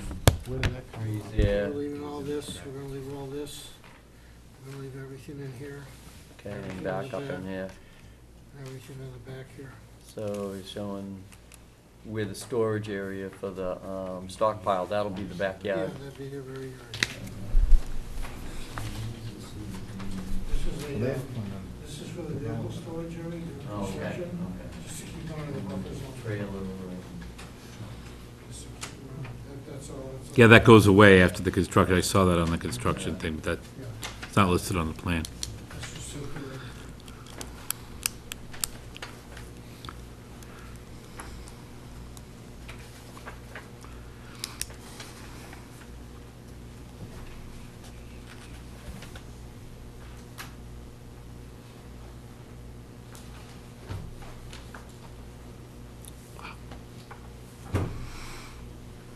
Is there any, of the old reports, I know that, was it Stan Humphreys did the bank report for the original ORAD from 2005? The INRAD? Yeah. Is that available? Because all we have in here is just it's a half a page letter from John Richardson. I mean, there's flagging marked on here, or there's a line showing top of bank on here, but there's no narrative, there's nothing for us to. I don't know. No, we didn't put the narrative Yeah, in how many because feet the is that? overhead's still in effect for the wetlands and the top of coastal bank. Right, I mean, I think the plan and everything would be in place, it'd be nice to be able to review. I think that was, I think it was reviewed by Lenore White. Am I- Yeah, Yeah, it was. It's all in the file. and this thing?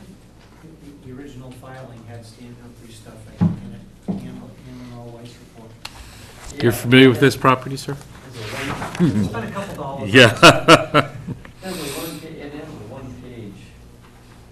I mean, I think that Stan is out there doing the top of bank. There was something. We did the like- survey for that and then the I was gonna calcs. say, if I can, there's something like 100 transects out there for the top of this coastal bank. We spent, I can tell you, tens of thousands of dollars to establish the geometry to get the edges of the coastal bank all the way around the islands.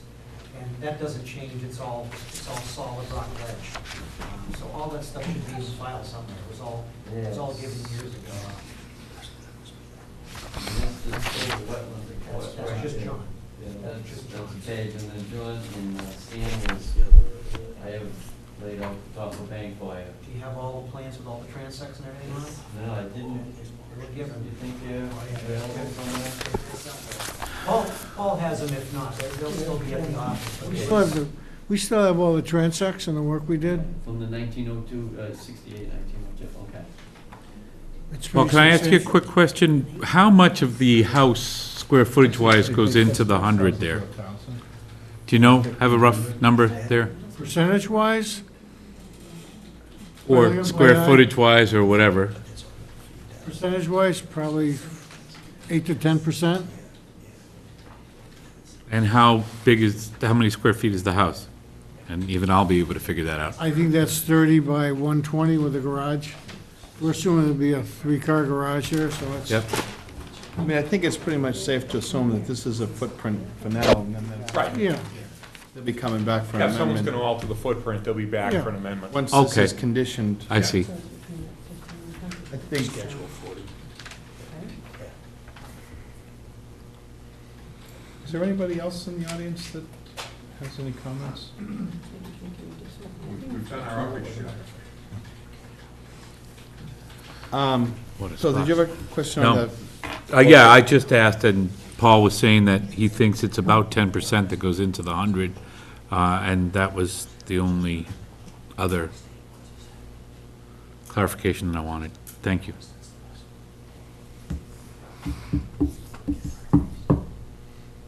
Anybody else? Is there any mitigation proposed, Paul, for the work that's in the buffer zones?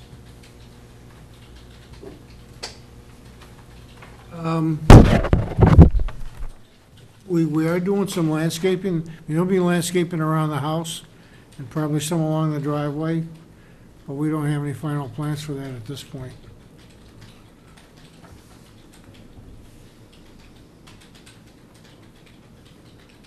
And I think it would be good to get an idea of the amount of disturbance and fill in the buffer, in the 50-foot buffer. I mean, coming out with the driveway, in that area there, you're right up against the salt marsh, so I think that buffer disturbance would be more important to know than something between the 100 and the 50.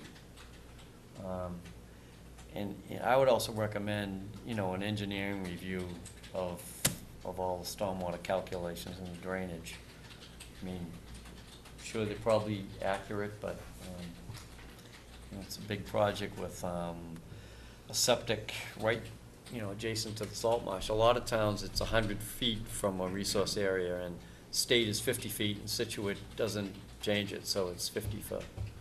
But we want to make sure the septic system would work too. We'll have to talk with Jennifer. So she witnessed the perks out there, Jennifer, or are they recently, or are these the old? No, we did them, I don't know, 8 or 9 years ago. But the Board of Health approved this. They've already approved the design. Yeah, the Board of Health approved the plan about a month and a half ago. The size of the system could be multiples of that. The perk is for 25 bedrooms.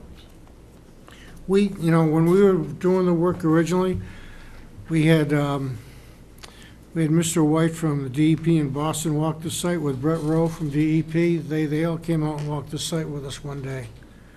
Because we were looking to do some other work out in back for the previous developer, which never went forward, but they walked both islands with us. And they saw where the leaching area was. Well, I think Pat's point to review the stormwater piece is viable. I guess I'd just be looking to see if there was some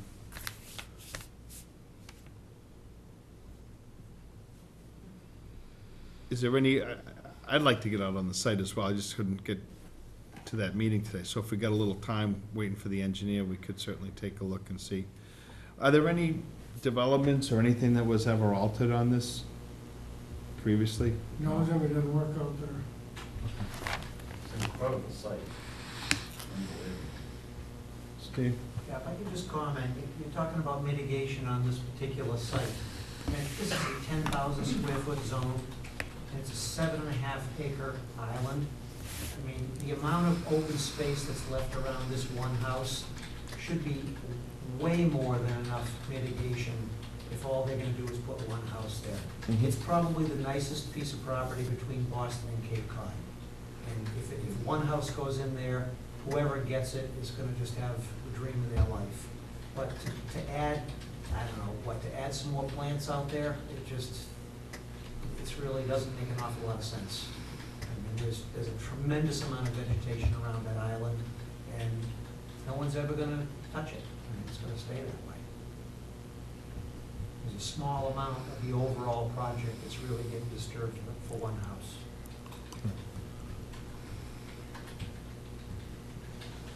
I like it the way it looked today. It is for sale. You want it? It's $7,000 if you're interested, right? Okay. So who, can the DPW review this? I mean, the Cal? I don't think they will.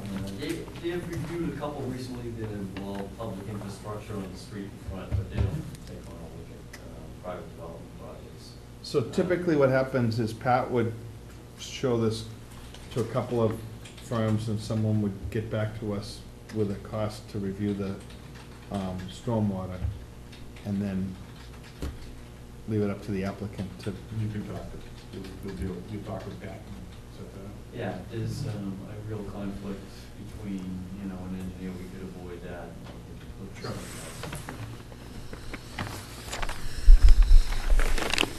All right, so do we want to continue this to the, It's only next week is our next meeting, and I don't know if that gets,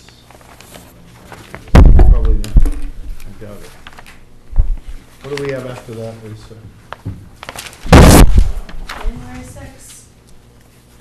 New Year. I think that could, I mean, the only hang-up is just holidays, there's just so many holidays to. I think that would give somebody time enough to get out there Okay. and take a look at it. Okay. So would, What's a very, comprehensive and well done, included everything from DEP requirements. It's just that we're not engineers, so. So on January 6th, assuming that the information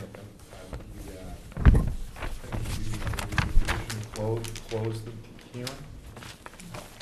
No, it's there, I mean, it would be helpful, I think, for when the commission goes out there to have some of the areas flagged, just so that we know, where is top of bank considered. I mean, we have this, we can scale it off, but it would be some flag. Yeah, I could go out with you and the consultant, All right. review it. As far as setting up a couple of the flags, it would be need to survey that to get it done, or how would you do that? You can put some flags back? Yeah. I mean, just for top of bank too, I mean, is a big, there's a variety of Well, the top of the areas. coastal bank is all based upon the change in slope, Yeah, where it's 4-to-1 Right, versus steeper, so right. we spent, why don't we see if we could set up a site visit with Paul? So, I mean, you guys sounded like you had a little hard time just finding the access to The the. car out there was, that was an adventure. Yeah. we can find it for you. Is that where you and Lisa went all day? Yeah, right. Next time I'm wearing knee-high boots. You don't have to walk in Can we, water to go out there. Can we do that? And then we'll get it to consultant, and then we'll try to get a time Okay. for you to take a look at that. I mean, I know that a lot of these resource lines were really already well reviewed before, like Yeah. heavily. Yeah, there's another file too that has, gone Yeah. through all the work with. Yeah, I don't think, insects. there was a ton Yeah. of, Yeah, I think the biggest concern would be, and it's too bad that the septic has to be located where it is, and that it's supposed to be resolved. I think though, in most of these cases where these ledgy spots, you find these pockets and, Yeah. It's your own choice there. okay. Can I ask a question? So with continuing January 6th, assuming that everything's reviewed and all that, do you think we'll be in a position to actually close the hearing and vote at that point? The only reason I'm asking that is because I have to go to the zoning board of appeals, which is, I'm already told everything is full aesthetic, but I can't do that until this element is completed. We don't want to obviously continuing, we want to get proper review. I think if everything's, we could certainly make a good run out of it. Yeah, we'll have a better idea closer to the 6th after the engineer is going with us and we walk it all. I think it'll tell me depending on, well, wait a minute, that's the night of the national championship game, Pat. Oh, You better be it's- brief. yeah, You better be that's, brief. Okay. That's right, that's a Monday.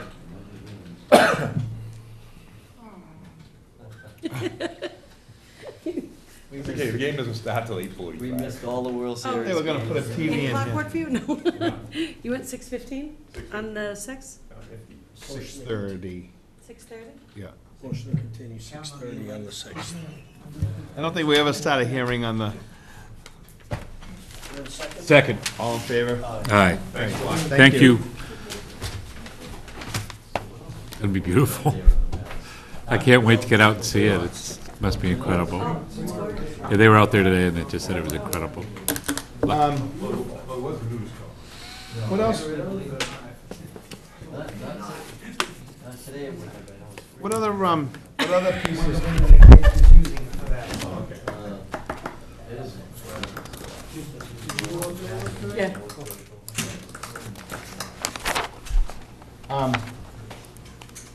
Yeah, what else do we have? We have some certificates of compliance, Yes. Jenkins Place and Oceanside Yeah. Drive. Jacob's Place, the only thing remaining on that was to go out and see if he had, this one of yours, to see if he had cleaned up the stream, and he did. He took the tree hut down and took all the wood out of the stream and did a good job on that, so he's all set to go. That was the only thing remaining. Okay. What was the other one? 43 Oceanside. This one, I'm gonna need some help on. It was a raise and rebuild, and then there was a superseding order issued by DEP, and then there was an amendment. It started in 2006, there was an amendment in 2012, now they're looking for a certificate of compliance. And there were conditions in there originally that at some point may have been eliminated, but I can't tell whether they were meant to stay or not. And then there's an old file that Carol pulled up that said there was no original CFC. Way back. That was when we pulled the file, like that here. Yeah. So, I didn't know. They had that. So it's just not in there, so we don't know whether. If that's the case, they're gonna need two, yeah. So we don't know if this is completed yet, but.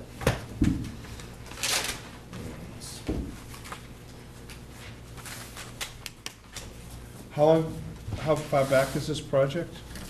2005, I think was the, yeah, 2005, 1224. So these were the original conditions, and they were pretty strict. This is not on the ocean, this is across the street on Oceanside. It's on the corner of 11th or Marion, and it's been done recently. It came out pretty good.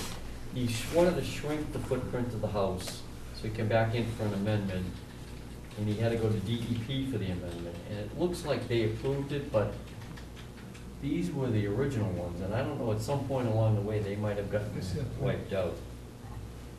This is the, so then,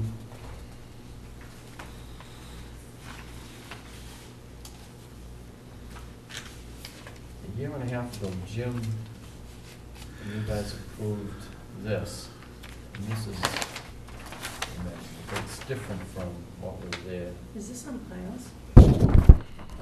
That's the other thing. Is that one of the neighborhoods with It's the foundation, but it floodplain? looks like there's, cutaway areas. Is this the one at the end of Marion Road? Yeah, right Oh, at they took- Oceanside. Yeah, I know where it is. Yeah, they Looks- took looks that. like there's little small breakaways, but, Yeah, that floods.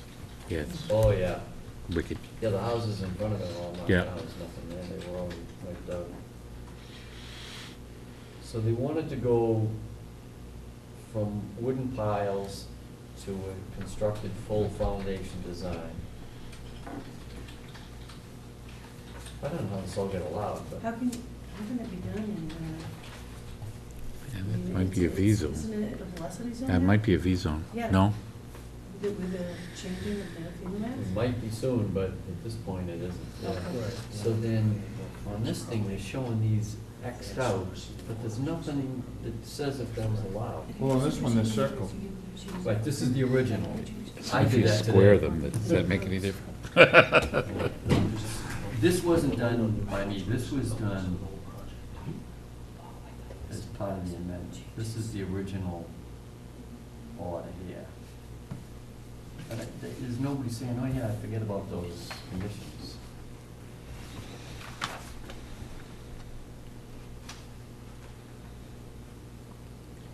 Well, we conditioned this house just recently. This is a brand new home. This was March 2012? Yeah. Yeah, yeah. So, I mean, this set of orders, we'd be the ones that would, I mean, Right, and we had the state there. right. But it was a superseding order that got amended by them. But Yeah. what I'm wondering is, they didn't wipe out any It's of too your bad. conditions. It's too bad Bill just left because he represented, I think. the- Oh, really?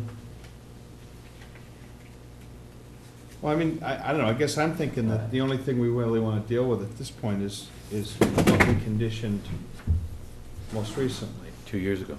Okay, but that was taken over by an amendment by DEP, so I think they had the final say on it, but, so I don't know if you meant for these to stay in or not.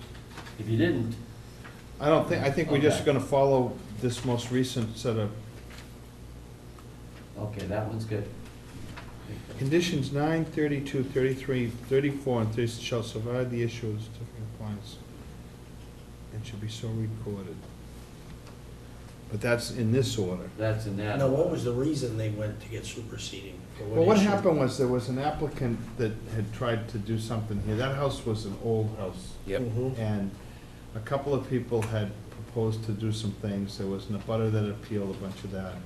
Sort of, people walked away, and then finally, someone came in with a project and got it approved. And that abutter had appealed it, but the state came out and upheld the Okay. commission's decision to do that. So I think we just stick with these most current orders and plan. Oh, so the DEP order didn't put any additional conditions Right, or it didn't- erase any conditions right, or that anything? Sometime they. Yeah. Yeah. So then ours would hold. And then the switch from the wooden pilings to the concrete foundation was approved during that whole thing. Yep. Okay, this Yeah. predates me, so Yeah, it this was is- hard one to follow. I was Yeah, reading no, this through is, three this house, times I mean, I've today. gone by this house and this complies, I mean, And those little cutouts, that's all they're required to have in that foundation? if the If structural they're in the engineer, A-zone. I'm not gonna figure it out. If Neil approved. Yeah. I was surprised, someone sent me up a picture of some friends that building a place in New Jersey that got flattened after Sandy, and they're building it was a B zone, they've changed it to an A zone, and now they're building on a block foundation with those little knockouts. They've already been knocked down once. And 6 months ago, it was supposed to be on piles. Oh, would you go to the rest of the country? My neighbor put a dock in, it cost him 120 grand. My buddy just built a house in Florida, the builder said, do you want a boat dock? He said, yeah, what's that gonna cost? He said, about 5 grand, it'll take about 3 weeks. Done. All right. Things change a lot when you go to different states. Go to Texas and say, where's the Conservation Commission? One shot him. Yeah, what? What's that? They hung them. Your buddy told me that he built the place in Maine, and he called up the town hall for an inspection, they go, what's wrong? Yeah. All you need is a septic inspection. That's it in Maine. Oh, man. Okay, what else do we have? Get away with it here. They wouldn't have all this paperwork. All right, what else? 136 Indian Trail enforcement update. Okay, that one has been given to Pat Brennan, and we've got the money in escrow. Oh, have we got the money in escrow? We haven't received the money in escrow yet. We know the amount we're expecting, and we're expecting the property owner to put it into guaranteed deposit for us to review that. They are just dragging this thing. Yeah, meanwhile, stone walls going up all over the place. Have you been by there? Do we, if we really feel at some point that, I mean, I think we've given them a lot of courtesy, No. and we're sort of getting, I mean, we have an abutter that's being pretty impacted by this.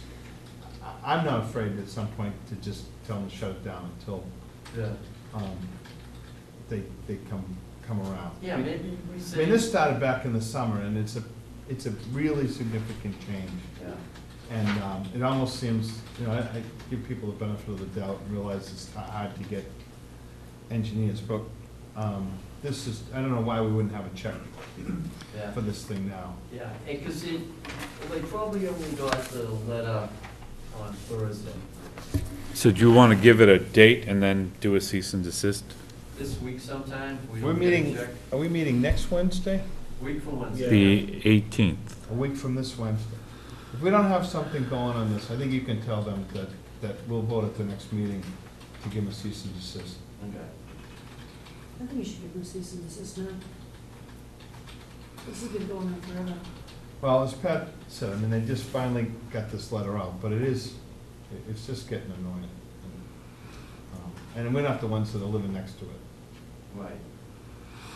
So we'll get money from Mr. Petroselli this week or by next meeting at the latest.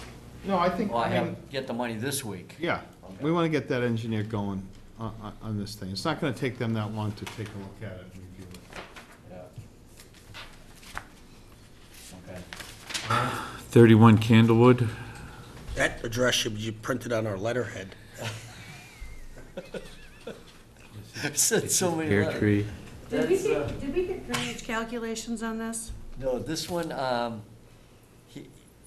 the property owner feels like he's all done, we're all set, let's just call it a day, but, there's. It's a few hundred yards of fill between friends. Yeah, we need to have a meeting. Yeah, we The need- trees cut? we need to have a meeting with a wetland person. I was thinking Walter Hewitson to. Yeah, you said you were going to get somebody Yeah. to review that. Yeah, I talked to, Walter's got 3 I think he can do for us next week, and maybe get him out here one day and we just do all 3, Okay. you know? So, one of them is a wetland review for, Duval. You know, and I want him to sit down with Brad Holmes and see if, well, we have to talk to Tricia to see if, I would like to, I mean, the piece with Duval, and I talked briefly with Tricia, and I have some information from her. I just pulled out that Conway report yeah. talking about emerging forests, and I'd like to talk with her some more and see if she would consider that as a possibility. He brought that up the last, You know, I mean, it seems a little counterintuitive, but actually, if they were to clear some more land and we develop some emerging, I mean, we want to try this somewhere, Right, and we'd have to pay for it. yeah. And if someone's willing to do that, and it could be something that we could try. Yeah. 2 questions come up today. You were talking about the whole site, and then the wetland replication area gets taken care of as wetland replication. Well, they You were have- talking about the rest of the whole site, right? The wetlands replication is an isolated wetlands on their property, Right, and they need to restore that. right, that's gonna be done. Down in the far corner, on the where they cut into the town's Yeah. property, what I'm saying is, would we want to consider allowing them to clear more of the town property and create that piece? I mean, somewhere along the way, personally, I'd like to try to. well, it's this part as of an the whole experiment. development plan, yep. What about the area was gravel? But that's all their land. But they cleared the trees and they didn't have a stormwater permit. I think they were proposing some kind of planting there, maybe it was grasses or something, but I think they need to do I something mean, there. if they'd take the town's piece, but I'd like to see it happen on town property.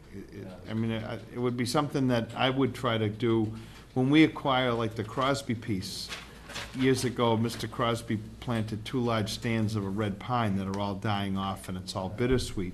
Be one of the places to try this emerging, but it's expensive, because you gotta eradicate, like, this bittersweet growing, and there's a bunch of things that are gonna take time and money Yeah. to do that. It's not as simple as just dozing it and letting it grow back. So we have a situation where someone, you know, we could look for, I mean, if this were in, say, Maine, and oftentimes happens where they're logging and they cut onto someone else's property, typically someone would go in and assess the value of the timber that was cut down, and then the people would be reimbursed for the value of the timber. We're not in Maine, but what would the town get back? I mean, to replace trees that are fully mature trees is tens of. Just white pines too, there's no Right. variety, but there's also no invasives, it would be a pretty easy area to probably clear and start something. Right. Have we So- received the information we asked for? The attorneys were speaking, last week. And I did see Jim Toomey just briefly. Oh, did you? We talked about it, and I told him my suggestion. Yeah. Because I said to him, so how do we determine the value? I mean, we have care and custody of the property that abuts this, that he cut. So we should, it would be our responsibility to look at what was damaged and try to figure out how to be compensated or corrected. Mitigate So- the damage, yeah. So we could take a look at that and say, okay, what was cut here? It's on town property. Mhm. Is there a value of timber that we think we should be reimbursed for? Is there, I mean, it doesn't seem to be malicious. It's not like they went in, it was a And mistake. we're logging. Right. Logging of But the they did town's make a land. mistake. So do we get compensated for the timber that was removed? Do we ask them to replace trees as mature as possible? Is there a fine that goes along with this? Or is there something that we can do that would ultimately be beneficial to the property that we have? That would be the avenue that I prefer. I think at the end of the game, we would gain more from this piece of property to And you have the Conway report with the suggestions of what can be tried. right. And I clipped a lot of that out, and I'd be glad to talk with Tricia. I think as the town administrator, she feels it's her responsibility to look after the interests of the town, and I fully agree with that. I just think we should be party to what is decided there. I mean, someone could just say, go in and do the trees, and we want a fine, but I'd like to see whether or not that could be turned into something that would be a better situation for the commission, that's all. If they're willing to do Yeah, that. it'd be good if she'd sit down and discuss it. Yeah. And I did relay that information to her, I just haven't been able to. Because I held off on getting Walter Hewitts, and Lisa was just getting at, we asked them to have someone meet with their wetland person, and I called Walter, and then I said, well, let's hold off to see if Tricia wants to go along with this plan, because then they'd be looking at a totally different replication plan than we submitted. Otherwise, I mean, we may want to hire a forester to go in and evaluate the timber that was cut. Now, there's not even any stumpage there anymore. Right. So someone would almost have to take another area of equal size and then look and see what kind of trees are already growing on that area and try to figure out what the value is or what trees existed. But rather than Or- continue on this way, why don't we just have a cease and desist, so no other alterations are done? They're not doing anything. They're not gonna do anything else there, yeah. Yeah, they've already got their hands up. Yeah. Did we ever get the original site plan Um, to see what we're We have, showing with? the last thing we asked for was the restoration plan. And because of what they're originally proposing not doing anymore, it doesn't even make any sense to get that plan. They were proposing stormwater basins and that. So now we're just getting, here's what you did, now let's get a restoration plan. So they submitted that. Were you at the meeting where they were here with their attorney and engineer? So, I mean, they were basically here saying, tell us what. We messed up. What do you want? The onus is really on us on this, on our land. They've come in and said, Yeah, we we know gotta tell them what we want. What do you want me to do? Yeah. Oh, okay. you know, as opposed to other people who dodge it, these guys were right here saying, just Yeah. tell us what we gotta do to make this right. We know we really, have a blunder here and we wanna get it corrected. They were hoping to get some stuff done before the weather turned. We Right. decided that there really isn't enough time to review it. So what have we been doing, the steps towards getting that information? Talking. Nothing. Really, the onus is on us. Frank had a brilliant idea. Yeah. Frank had a brilliant idea. Yeah, Frank's trying to move this, With a different habitat. Right. Here we are. yeah. Let's keep working at And it, they're still waiting. all right? I don't know if it's a brilliant idea, but it's a possibility. Rosemary? Could I bring something up before the meeting closes? Sure. With winter upon us, I believe it's time to have a policy in place for what happens when there is overwash in Humrock, maybe other places. And every year we go through this, where do we start with what agency? Well, I think it would be us discussing it with the DPW and see if we could, I mean, the problems are, where do they put the material? There are some answers out there. There are at least some ideas, and it's, Wait, can you define what you are talking about? What's overwash? the overwash in Hummerock, primarily on the northern end, but last year a little bit more. The rocks come over, the cobble from the beach. Okay. The road has to be cleared. What happens, Bill, is you have a storm, there's a lot of emergency, a lot of some chaos, there's an attempt to Yeah, I get lived the- on Egypt Beach. Yeah, It there's happens all the the time. attempt to get the road clear for access, for fire, for just safety. So when they get down there with a bulldozer, you know, it's still stormy or whatever, and they're taking material and it's just flying. It's going left, it's going right, and in some cases it's piled back up on people's property. Other places it's been placed on the edge of the marsh. It's been spread over the marsh. That's a big part of it. So, High on the Well- riverside.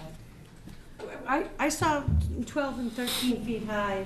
in piles that they have. fairness, when you have a bad storm and you have heavy equipment and you have several feet of material on top of the road, you're trying to go by telephone poles and Oh, I sides of understand. property, so, But they have to come back and put it back. They well, can't just leave it there. Well, for the most part, they just leave it, and then the homeowners. I said, if I lived there and I was a homeowner, I'd be filing a suit against the town. It's like, okay, you cleared your road, And you the buried my rules yard. are never, Now ever, what are you gonna do? ever is anything supposed to be put on the riverside, and they do. well, And that's a It's big, understandable if it's done temporarily, right. and this happened to us this year, and it has never happened before. And I sat there and watched them push it out, and then flatten it. And we've had water come over on the road since. Never happened before. But the bigger problem, and you know where it is, Frank, all I'm asking, suggesting, and it's talked about every year, is there needs to be a policy, not just something different every time there's a storm, Steve? a major storm. I mean, years ago, we issued a maintenance order for all the storm-related streets in town for DPW, so. Well, maybe we should pull that out and then get together with Kevin Yeah. and the DPW. Yeah, it got taken out of our hands. It wasn't that we were saying you can't do that. It was DPW said we're not doing. But I think to Rosemary's point, if at least prior to these storms, we have a meeting and say, what's our policy, what's our best practices here? How can we try to follow these rules, as Steve points out? And at least have some guidelines. If the towns, I know sometimes these things are last minute, they don't have necessarily the contractor, I mean, I think they know who they're gonna use, but there could be multiple operators and people at different times of the day or whatever. But somebody's gotta oversee that, and it's the Right. DPW. Exactly. That's been a problem in having outside contractors. We did have one who understands the rules, but somehow he's not involved any longer. What was I that? guess last year What was did we supposed have? to be. now, In when the place? fence was What did up, Steve We have say? a- they didn't push the stones over there because of the guardrails were all there along, and they kept going. And, I mean, this is what a lot of the residents have said, if the guardrails were to go back up, they're not gonna be plowing the guardrails over to dump piles and piles of stones, and at least that would help on the riverside. And just like anything else, in an emergency, yeah, okay, they dumped them, but they've got to come back. You can't put $3,000 worth of stones in somebody's driveway. I have an 84-year-old neighbor that cried. She's like, I'm on a fixed income, and I have to pay to remove these stones out of my driveway. It's just not right. The biggest problem is obviously up at the northern end, to be in the road. Yeah. Right. Where they dump it. Oh, And that yeah. marsh on the It's- left it's now near so- Duffy's it's is so like high, way. yeah. But anyway, what I'm asking for is some meeting of the minds between whatever agency, and I would hope that residents could have some input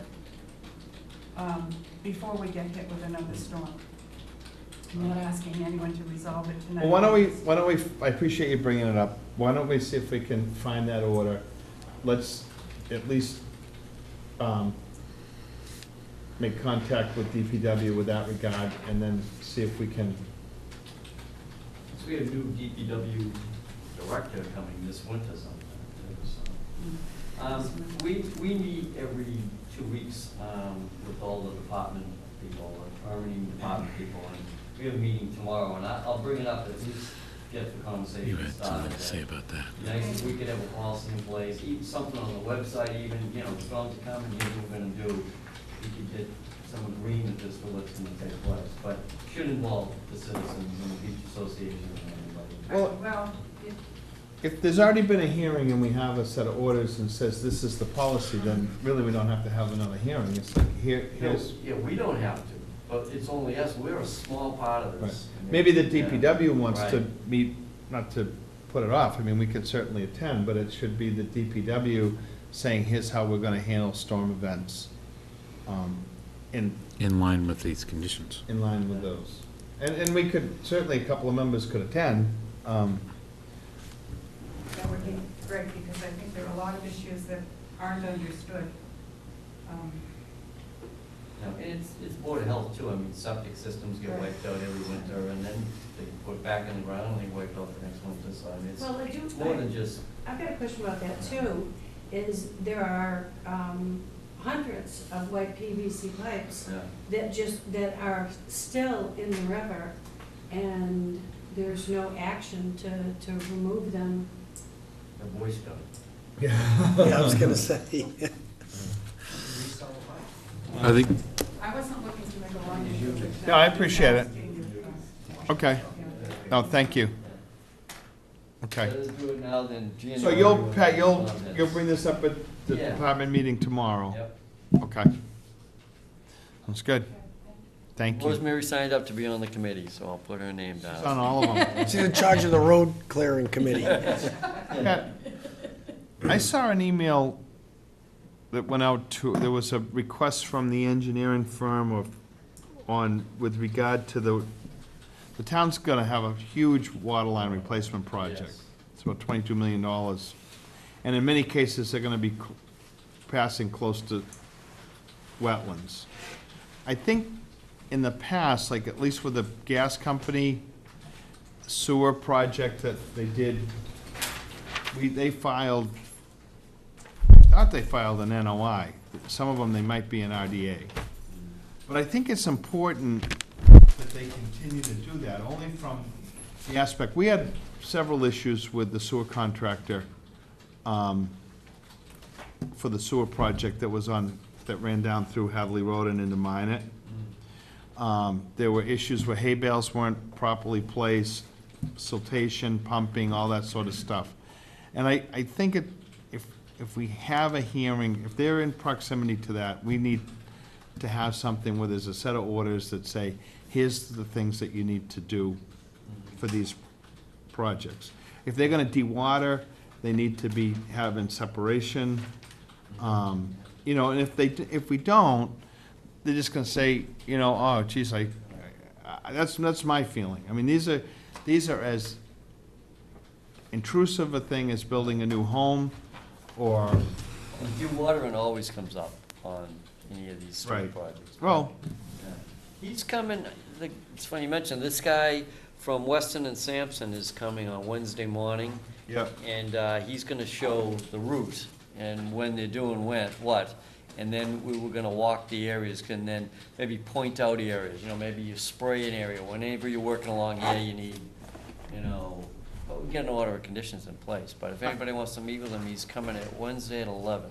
well, I think that they should put together something for filing for Yeah, that, yeah. because it just, to me, it's heavy work, there's the potential for certainly some issues to happen. And all too often, if it's not in here, you know, then you have a pre-construction, and they know what they're supposed to do. And if they don't do it, then just say, listen, you know, we can stop this until you're done. If we don't have that kind of control, and then things happen, we'll be like, you know, well, we'll straighten it out the next time. In the meantime, they've pumped a whole bunch of silt into a marsh or into a wetland. And I think the water line's a little different than the gas lines. The gas line, they do a short piece, and then they cover it, fill it, and then they It's move a shallow on. trench. Yeah, right. You know, Well, we've had some projects, like Frank said, that covered long, Yeah. multiple sections, long stretches, Yeah. come in here, crossings, and Yeah. You know, I just think it would be a mistake in a project of that magnitude to say, well, I mean, I don't even see it being an RDA. I think the thing's a notice, unless they're all away from wetlands, but you'd have to do a lot. Right, they might have like 6 months where they're nowhere near it, you know? Right. Yeah. Right, well, I will see him on Wednesday.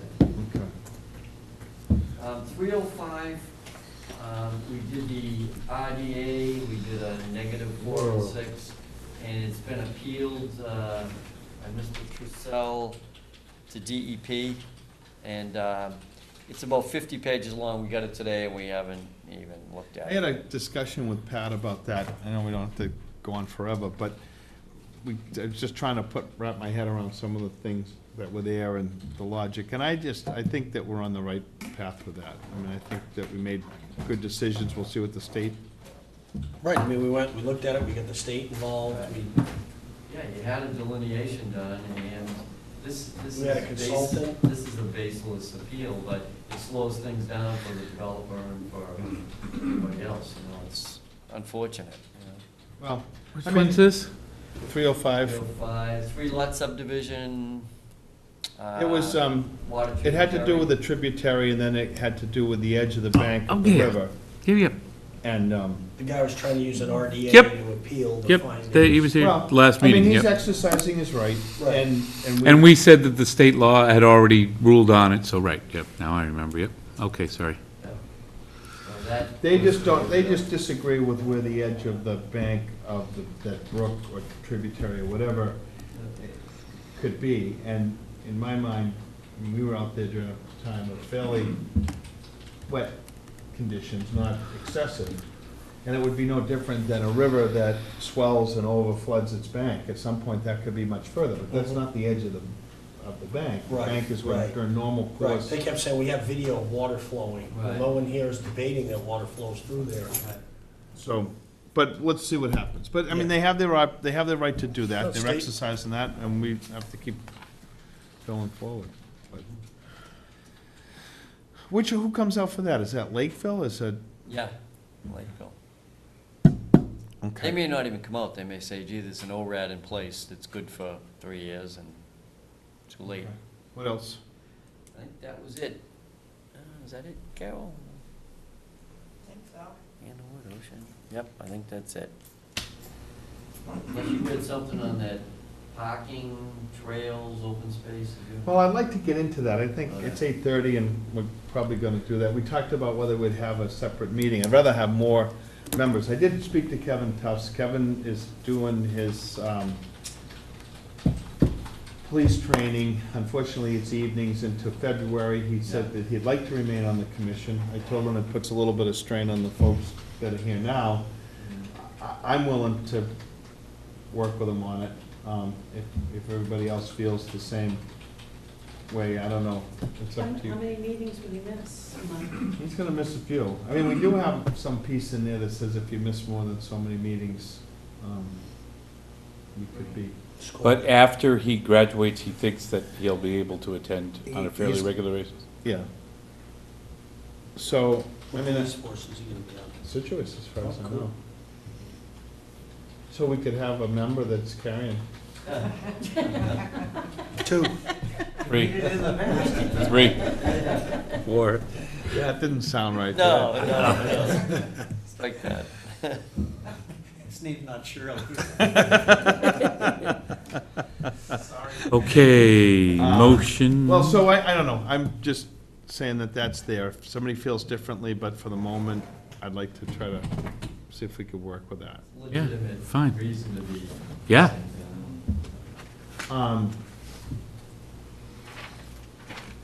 And then, I do want to get back into, though, this piece on the Glen tonight brought that up. I mean, we've acquired a bunch of open space. We need to get going on some of the pieces that came out of the Conway report.